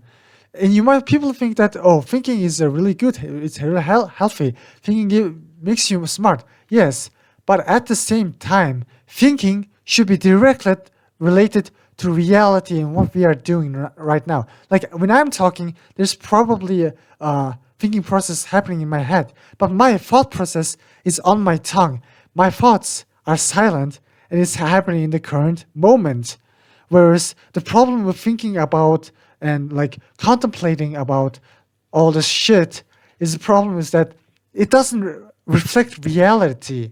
You can contemplate about how things could have been better if Atlas flew into the sky and how they didn't lose the staff to Salem, But that's meaningless because first of all, that's not reality. Second of all, that will also mean that they will have to sacrifice the people of metal, and that's just not worth it. Okay? Do hugs always make you feel this warm? 12 seconds later. Again, it's I don't know why he decided to Well, that was complain about completely this. pointless. But back to characters who Like weren't to slaughtered me, and it death just flags seems were forced very to leave. tragic. It's actually also a very good twist too, because you will never expect after you think like Penny is safe. Penny is like say is free from dying, and there's so much happy shit going on, but then Penny fucking dies in a few episodes Was their later. agency for the sake of shock. Yang. Oh boy. Yeah, it's kind of definitely too. Yang definitely fell towards the ground because of plot. Because if Yang was helping out, there was no way Cinder and Neo would win. Like even if Cinder had the freaking maiden powers, and even if Ruby doesn't use her white eyes, Yang would still be a really huge help in the fight. So she had to take the fall. Cinder was very lucky to win this fight, in all honesty. Because it's Yang. Yang's death is due to an absurd level of convenience and inconsistency, even for Ruby's standards. Yang's aura broke in one strike. She lost consciousness. Yeah, like we just have to assume that Yang got a lot of damage off screen while fighting Cinder. Because Like, there is a little bit of time He's the skip only one there. to react in this regard. Neither It's not good. They probably should have. If they want to do this, they probably should have let us see, Yang getting beaten up. If they want to make this work, but the problem with that is that it's not an actual criticism. It's just can be just translated to I want more Ruby. I want Ruby. Make Ruby more detailed. Ruby. Amen. It's just like doesn't make it so Nor that Weiss tried to save her. the show is bad or anything. It's just that literally every single like criticism could be Even though their transformed sentences- into I want more Ruby. Could have been able to do that more easily. I want Ruby to be more long, more detailed. Blake attempted, and her death doesn't activate Ruby's silver eyes. That last one is terrible because the writers seem to forget that You have to also like remember that people who are complaining about the Ruby's show eyes dragging activated. are kind of responsible also for this type of things to happen. But then again, I did say in the past that I really like Ruby because it feels rushed. Like it does the what's necessary to Command tell a has good last story. volume It demonstrated. doesn't it completely just skips the freaking fluffy stuff. Even when they talk about like comedy or slice of life, those are slice of life moments have a very deep message or something deep to say, or the comedy is very funny. I know someone's gonna say, "Oh, Yang's aura was weakened because she didn't get any rest." And I'm like, "Nice headcanon, bro." I mean, to be fair, your criticism of this being a plot convenience or plot hole is a headcanon too. So I'm not saying your complaints are wrong. I'm just saying your complaints aren't necessarily better also. Actually, now that I think about it, there are a lot of questions other than these ones about this situation. I know we're talking about death, but I got nowhere else to put this, and it's not going to take long, so, like, why didn't the RWBY crew remember that Cinder and Watts are out there? They kind of forgot that sort of thing. Why didn't Penny and the staff go through the portal? They are out there. So, like, why didn't the RWBY crew remember that Cinder and Watts are out there? They kind of forgot that sort of thing. Why didn't Penny and the crew...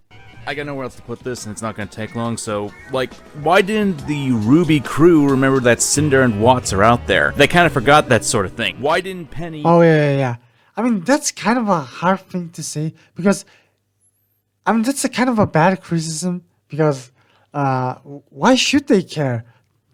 Their assumption at that point was that they don't know about the Void, and they were too preoccupied with, Iron was trying to blow up Mantle previously, and then they were now trying to evacuate the people of Mantle and going into the portals and saying that it's okay, you can use this portal. So there was a lot of things going on. He and the staff go through the portal. They are arguably the most important things to get away from Salem, and I get that Penny wouldn't. Yeah, they definitely could have like thrown the staff into the through the portal, and that's a good criticism. But at the same time, they didn't know what was on the other side of the portal. So the staff to the door. Why would you keep it with you? Speaking of, why didn't the Happy Huntresses help? Also, they probably didn't know that it was a one-way portal. Up with the fighting, they were there. Speaking of the portals, why did they need? Yeah, I guess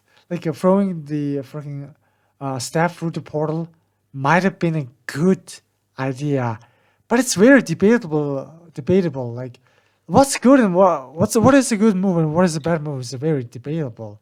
Like, yeah, but they could like freaking throw the staff, but at the same time, it kind of doesn't matter because they probably thought that the people's lives are more important, and B, even if Cinder grabbed the freaking staff, they probably thought that they'll beat the shit out of Cinder and get it back. This deep, dark pit that people would fall through. Why not have it be like the doors that for the vaults that just opens up the gates to evacuate? If they threw the staff, then there's entirely a possibility that some other stranger who they didn't know could grab the staff, or because their team could miss it.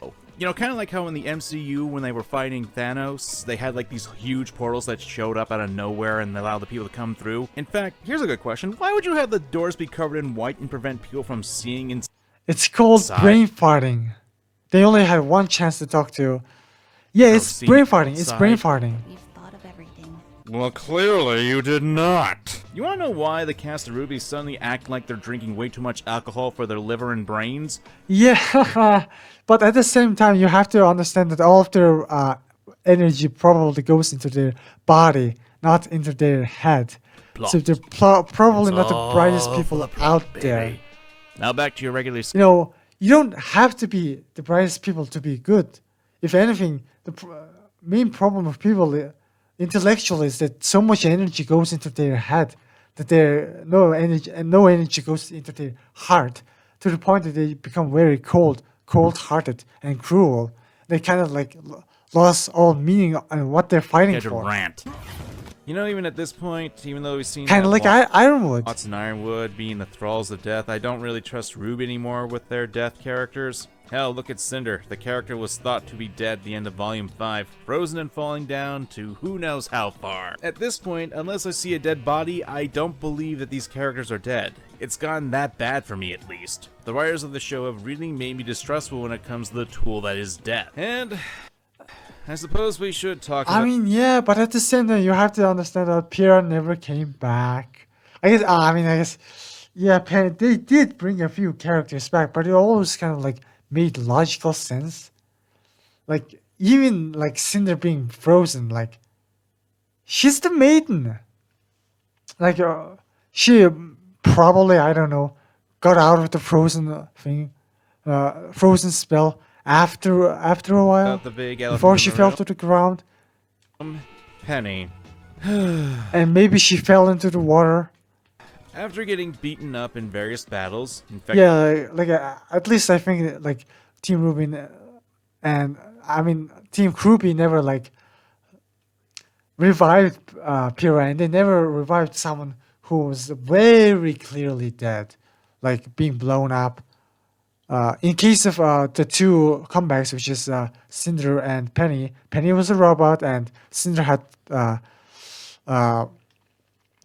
maiden powers, and it's also very possible she like went down into with a pool virus, or something. Being dehumanized, having her agency stripped by her. As for Neo coming back, it was kind of like guaranteed because there was no reason for like Neo to die. She flew away, and she was like flying, but she had her umbrella, and her umbrella is very strong. It literally deflects bullets, so there is no reason to think that Neo died in Volume 3. Friends and enemies, regardless. It's still kind of strange that it took her that long to come back. of intention by said allies. The Maybe she was like kind of depressed about losing Roman for that long. writers decided that 15 minutes after becoming human, that she should be wounded by Cinder, and in her critical state. Yeah. Maybe I'm reading too much into this. That's totally a possibility on my end, and I'm willing to admit that outright. But we need to consider the mindset. Yeah, it's just something tragic. Like Penny was like a good person, a good character. The main characters loved her, and for the most part, her decisions and character made sense. The maiden powers. With how things are set up, the writing gives the impression that Penny was replaceable. Hell, Winter ended up with the maiden. I mean, they could like fucking kill, like I don't know, Weiss, Yang, Blake, maybe in RWBY towards the finale. I mean, towards the finale, it doesn't fucking matter what your show is called. Powers anyway. It's just called RWBY because that's the title of the show and nothing else. And she was the original candidate. This seems kind of dumb, and now she's technically a part of Winter. Penny will never be able to be her own person ever again. Now, some people can see that as terrible irony, others can see it as something a bit heavy-handed. Myself, I'm more into the camp that it was a bit too much, especially for a character they brought back last volume, allowed to become human, and then subsequently kill her off with only 2 episodes later of doing that. If you ask me, that's a bit much. Personally, I feel this wasn't satisfying for Penny's arc. Then again, like they literally made it so that Penny wouldn't come back because she died after becoming a human, so... person who thinks her arc is a bit too messy, especially since her entire character arc is made moot because of the decisions in the writing. After all, throughout most of volumes 7 and 8, her own agency was a major focus, as well as despite being a machine, she still had an aura and was considered a real person. Yeah, let's throw out all that build up and make her a real human body, and slit her throat afterwards. What could go wrong? Now, don't get me wrong. The death itself in a vacuum can work in writing, but I feel that the writers were trying a bit too much to put everything but the kitchen sink into this character arc, and it just comes off a bit too much to me. Yeah, like I really don't understand this complaint. Like it's a very personal thing. The fucking problem with like these writing critics is that they just like, oh, writing this, writing that, when in reality, everything you say, every opinion you have, is for very personal reasons. Like even my like opinion of having a high regards to RWBY is that I just can't seem to find any shows that's deeper, that are more fun, that has a lot of fight scenes than RWBY. I can just like talk about, like open up the Mal page and just talk about why I like RWBY over these shows. I like RWBY over JoJo's, despite JoJo's being super popular. So JoJo's is just such a freaking simple-minded show. It's just too simplistic for my taste. It doesn't have politics and a bunch of shit. Even when like RWBY's are about slice of life, there's still very like deep shenanigans about how people don't appreciate the people around them, like how John doesn't appreciate Pyrrha and is oblivious to the fact that how she likes him a lot. I'm gonna say this, there are a lot of problems that I have with RWBY, but I'm not really in the mood to make a whole length movie about it. But let's go with one of the biggest issues I have with the entire series, and that's with the main protagonist-centric view. It's when the main cast in a show is shown to be in the right when it comes to situations. It's supposed to be firm foundation for our main characters that are set in their ways, and it's not necessarily a bad thing in writing. However, with RWBY, there's a bit of an issue with this. I think we can all agree that our main crux of volumes 7 and 8 is that it's a fight between both RWBY and Ironwood's ideologies, and to see whose methodology for saving the situation that they're in. Ironwood is prioritizing Atlas, the Winter Maiden, and the Staff of Creation. Meanwhile, RWBY is trying to save Atlas and Mantle. Both ideas have their merit. After all, the heroes of the story don't want to sacrifice Mantle and its people just to save some others, and Ironwood doesn't want to risk having Salem getting her hands on the relic that she's after. Both have their pros, cons, and weaknesses. However, the issue comes with how the show only displays that RWBY is in the right. There are 2 reasons that I'm given that they are in the right as follows. The first is that leaving people to die is wrong. And don't get me wrong, I'm not saying people should die like that, but considering that the alternative is the end of the world, a certain quote comes to mind. The needs of the many outweigh the needs of the few. Yeah, but like, do you understand like the conflict yourself? Because, you know, Ironwood flying into the stratosphere isn't the end of the world. If anything, Ironwood, like not fighting against Salem and not completing the Amity Tower is really, really bad. Because only after Amity Tower is complete that the people will know about Salem. And Ironwood probably wasn't going to even complete that tower. Like maybe he was planning on completing the tower after getting up there, but maybe he might have not. And either way, he wasn't willing to fight Salem, and that's just not good. And the freaking problem is that it's not the end of the world. Whale is still fine. I mean, okay, Beacon is run by Salem now, so I don't know Whale, but Mistral is fine. Vacuo is fine. It's not the end of the world, but it's just a very debatable thing. Like, both options are possible. It's possible to fight Salem to the end, and then, you know, Metal and Atlas being taken over, or maybe that won't happen because Salem isn't that strong, or maybe Atlas will fly into the sky, and then only Metal will die. But maybe that won't happen because Salem can fly, so can Cinder. So even up there, and there are flying Grims too. So even up in the air, you're still going to fight Grim. So it is very possible you're just going to get attacked, or at the very least, like being surrounded by Grim and then slowly getting devoured. So it's really hard to say which decision is better. I decided that Team RWBY was right, but it's still a very hard decision at the end of the day. Is it cold? Yes. Is it callous? Yes. Is it something I agree with? Hell no, I do not agree with it. But sometimes... Like, you don't have to like agree with Team RWBY. And like I said, Team RWBY themselves have different opinions inside the group. Like, you know, when Emerald's conversation came up, Yang was still pissed. She might still be pissed. She might still be against working with Emerald. Who knows? These sacrifices need to be made, and I'm sorry if you don't like that, but choices like that do need to be considered. The only other reason is that the writers are going out of their way to make Ironwood to be a maniac. And this is something... Again, it's not necessarily a maniac. I actually think his logic is very logical. Like I said, Mantle either way was going to die. If Team RWBY didn't resist, and then Penny just entered Atlas, and Atlas just flew off, Mantle was going to be killed by Salem. And in this case, Ironwood was threatening to destroy Mantle so that Penny would come.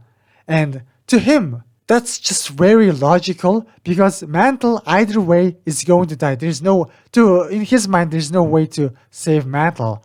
So at that point in the story, it's very logical. Like, you can't say even Volume 3, Ironwood might have made a similar decision, I would say. It's a very logical decision. It's just very hard for us to accept, because we are conditioned by the society that genocide is wrong, whereas Ironwood is trying to, like, in a life and death situation. Like, remember this. Okay, let me ask you this question, okay? Everyone agrees that genocide is bad. Cool, okay? But let's say if you press this button, it would kill it will kill the one nation, okay? It will completely blow up one nation. But the saving grace is that it has a possibility to save your nation. Whereas if you don't press this button, both nations are going to die. The opponents, the other nation is going to die, and your nation is going to die. So Do you press the button or not? It's just that simple. Yeah, genocide is bad, but genocide in order to save Atlases, you know? Thinky. Like, I'm not saying that Ironwood is completely wrong, because the only reason he's wrong is that Salem isn't overpowered. He did this decision without this after the fucking whale was destroyed. So there was plenty of time to evacuate Mantle, if anything. And he just didn't care about it. He was just too paranoid. He just thought that, oh, I just couldn't risk it. And he made that decision not even facing Salem herself.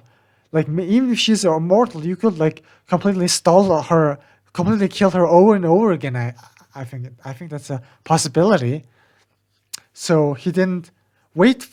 He didn't try out that. He didn't try fighting Salem. Salem. In an alternative story, I can definitely see that Ironwood being right. Like, if Salem was super overpowered and just completely blitzed Team RWBY, Oscar, Ozpin, and just fucking blitzed the shit out of Mantle. In that case, flying into Atlas, flying up in the sky is probably better. Heck, trying to threatening to blow up Mantle is almost justified in that case. If, like, let's say in a hypothetical scenario, they knew about, let's say they knew about Salem's attack way beforehand. And they knew about the fact that Salem was invincible. She would like absolutely blitz everyone in the world of Remnant. Let's say we knew about that. And then Team RWBY says, oh no, we're going to fight. And then Iron was like, no, we're not. And then Team RWBY convinces Penny to go away. And then Iron would say, okay, I'm going to threaten to blow up Mantle to bring Penny back. In that situation, I think it's really muddy. It almost pains me to say this, but in that situation, I would almost think Ironwood is the... I would almost say Ironwood is the better... made a better decision, because if Salem had the ability to blitz anyone but somehow didn't have the ability to fly per se, then in that situation I think I would have agreed with Ironwood. And I would even fucking agree with, I don't know, threatening to blow up Mantle, because if you know that Salem is going to blitz everyone that easily, what's the point of fighting Salem? But even in that situation, I think Team RWBY probably wouldn't try to fight Salem. The reason Team RWBY wanted to fight Salem is because, like, again, they didn't know how strong Salem was. They had fought with Cinder, everyone else before. It was hard, but it was manageable. So you have to also consider the situations and the scientific and the strategical positions and the enemy's power in there. Thing that they seem to do a lot of. And again, never in the story that the Miles comes and say that Ironwood is pure evil or something like that. Even in Volume 8, I still look at Ironwood and say, yeah, he's still very nuanced. He's still full of fear, full of ego and paranoia. He's still doing this out of fear, but at the same time, he's still being very logical, like his decisions. Characters who oppose Team RWBY's mindset are shown to be, a bit more Ozpin opposed Team RWBY. If anything, I think Team RWBY was in the wrong for being so harsh to Ozpin. And Ozpin, and in the Volume 8 when Ozpin comes back, Team RWBY doesn't complain, bitch, because they probably realized how important Ozpin was and they kind of forgive and understand Ozpin. After RWBY lied to Ironwood, RWBY herself probably understood that sometimes lying is kind of cool. Lying can be used for good things. interesting, nuanced, but then they become degenerate or degrade into insanity. Because here's the thing, not once did Team RWBY try to argue that Ironwood's in the wrong. They just say he is because he's leaving Mantle to die. But if you follow Ironwood's logic, it's like, it's so hard. Like, I understand it would be so fun to have a debate where RWBY and Ironwood just have a Zoom call and they just have a political argument over for like, I don't know, 1 hour or something. That'll be fucking hilarious. Or allow Salem to kill. But the fact of the matter is that they probably won't listen to each other. And if RWBY tried to like reveal the plan, then Ironwood will say, "Fuck you! I'm going to go against that plan. You revealed your plan to me, so I'm going to use that and to everyone in the world." The problem is, this situation could have been resolved rather easily had Team RWBY not been idiots. Had Ironwood also, not been a dickhead. Don't try to make it seem like Ironwood is the good guy here. Because it's kind of on both of them, but at the same time, it's mostly on Ironwood because he made it so that Team RWBY had no choice but to fight Ironwood. Especially from what we see in this volume. Oh, because he didn't have to like declare that Team RWBY needs to go to prison. They could have said, okay, I'm kind of, you stole my scroll, but that's fine. If you want to fight Salem, that's fine. I'm just going to like prepare the Amity Tower. At least try to prepare the Amity Tower. And if you don't manage in time, just fly. Okay? Dust Company has like if you flew without like trying to like imprison RWBY, I don't think they will be so mad. Raiders that can be piloted. And even if like Team RWBY said that, oh, we need to like put people of Mantle here, then just Ironwood should have just said, okay, I'm just going to give you a certain amount of time, and if you don't reach this amount of time, I'm going to fly off. Peace. And you guys should just stay in. We're going to like put a few soldiers, then you just fight Salem. I don't know. Remotely? Why not load up as many people on them and take them to a country far away? They could have suggested that. Weiss and Winter should have known this information, but apparently they just forgot it. Oh, and the Staff of Creation can make portals that teleport an entire nation away? Oh, boy. I think my biggest issue is no one attempted to evacuate the people until Whitley has this idea. Our protagonist didn't do anything to help the people. Whitley did. The show inadvertently makes me like the character more than the main cast. That's good! It just shows that the writers are not trying to make Team RWBY like be always the good guys, always give credit to them. Whitley is a very smart character. Something that... And remember, you can like say Team RWBY is always good, but Osmond on Oscar was the one who convinced Hazel to fight against Salem. So if anything, they're the main character, and it was technically Osmond, not RWBY's idea, technically Osmond's idea to use the Staff of Creation. And Osmond had the blueprint, not Team RWBY, so you should do. Osmond is still, at the end of the day, the most wise character. The reason Team RWBY won wasn't because they're the main character. It's because Osmond was on their side. RWBY should have proven to me that Ironwood's methods are wrong, but instead the show has someone else shown. No, literally, Ironwood isn't really that wrong. It's just that Team RWBY had Osmond on their side. Proof that Team and at that point, it was kind of like hard to like convince and talk to like Ironwood because he was trying to blow up Mantle. And if they revealed the plan, then Ironwood could have just defended the staff and said, no, I still want, I don't care about Mantle, I want Atlas to float in the sky. If he said that, then it would be game over. RWBY is correct. That saving everyone is in the right. And in order to do that, they basically had to make Ironwood into a maniac. They removed any sort of... I still think most of his decisions and from volume 7 to 8 makes a lot of sense. moral dilemma by having Ironwood basically want to bomb Mantle. Gee, it's not like making a deal with Ironwood could have stopped this from happening, and it's not like they couldn't have contacted Winter about this. Hell, you could have even had Winter say this: if you let us use the company airships to evacuate Mantle, we'll work with you to protect the staff of Creation.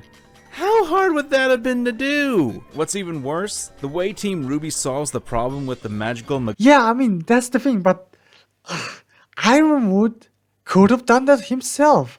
Like, in Volume 7, he knew, like, there was at least some chance to evacuate some people of Metal to Atlas. He probably thought that if there were too many people on Atlas, then it would be hard to feed them. So, I don't know. Guffin? Yes! So much Tell for him trying why to have he a decided to not evacuate. conversation. That decision came in on Volume 7. As much as I love Volume 7, Volume 7 stands have to understand that he wasn't also very great there. He wasn't also very pure trying to there. stay connected. The decision to like fucking fuck over Metal Connected and came not be from divided there. because of Salem. Seriously, this was so convoluted, and the only reason why Team RWBY was in the right was because of a magical charm that apparently is so broken it breaks people's logical membranes. Yeah, Hell, that's true. They were just lucky, and that's like kind of a good thing, honestly, because it just shows that Ironwood and what Team RWBY were disagreeing overall was just a very hard decision that could go either way. And even then, they still managed to make Atlas fall, so... oh, this is literally Deus Ex Machina, a god out of the machine to fix the problem. Yeah, that's probably one of the main issues of Volume 8. The only, like, big issue, but at the same time, should you consider this an issue? Because if this didn't exist, probably Team RWBY would fucking die. And they, or at the very least, they would have to fight Salem over and over again. Until, I don't know, backup came.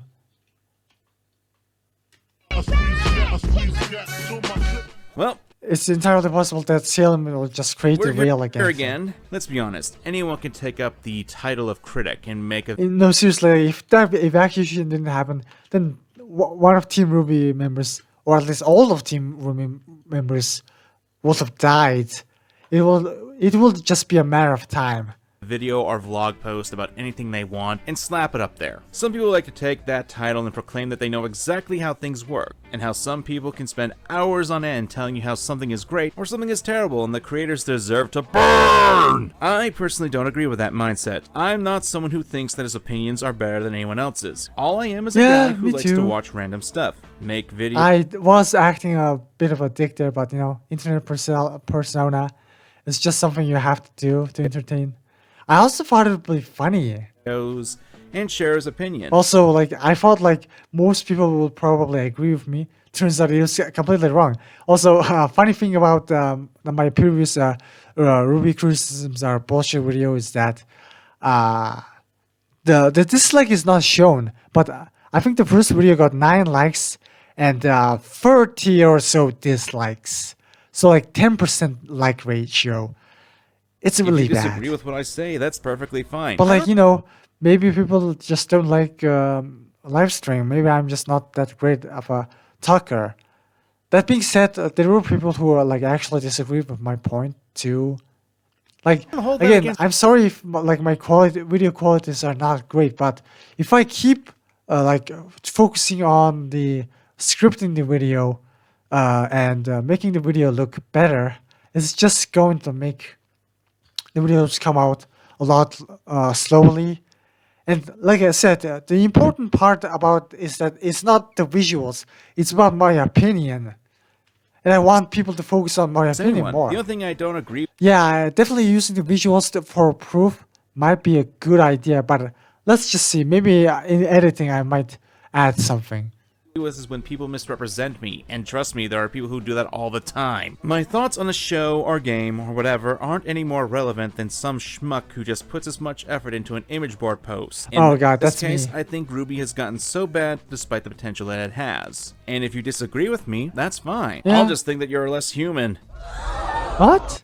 And if you disagree with me, that's fine. I'll just think that you're less human. Whoa, what does that mean? I enjoyed something that's... Just joking. yeah, joke.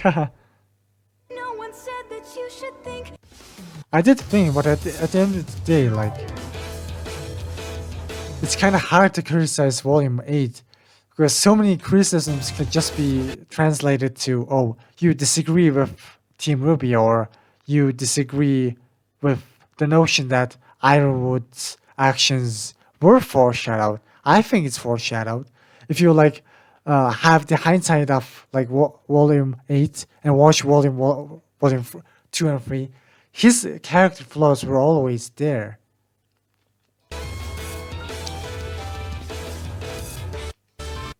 Yeah, it's a decent video. I just don't think at the end of the day, like, to him, all these problems, all these like character decisions is enough to make him like dislike Volume 8. And I just think that, nah, it's not. It's not a reason to think that Volume 8 is bad. If anything, I think the biggest problem, I guess the biggest, most controversial thing is Ironwood deciding to blow up Mantle. But that decision makes so much logical sense from Ironwood's perspective that I just don't think it's a bad writing. It's just that when you're pressured to either choose your own country being destroyed or blowing up another country to save your own country, you will do it. They would. A lot of people will do it. Don't lie to yourselves.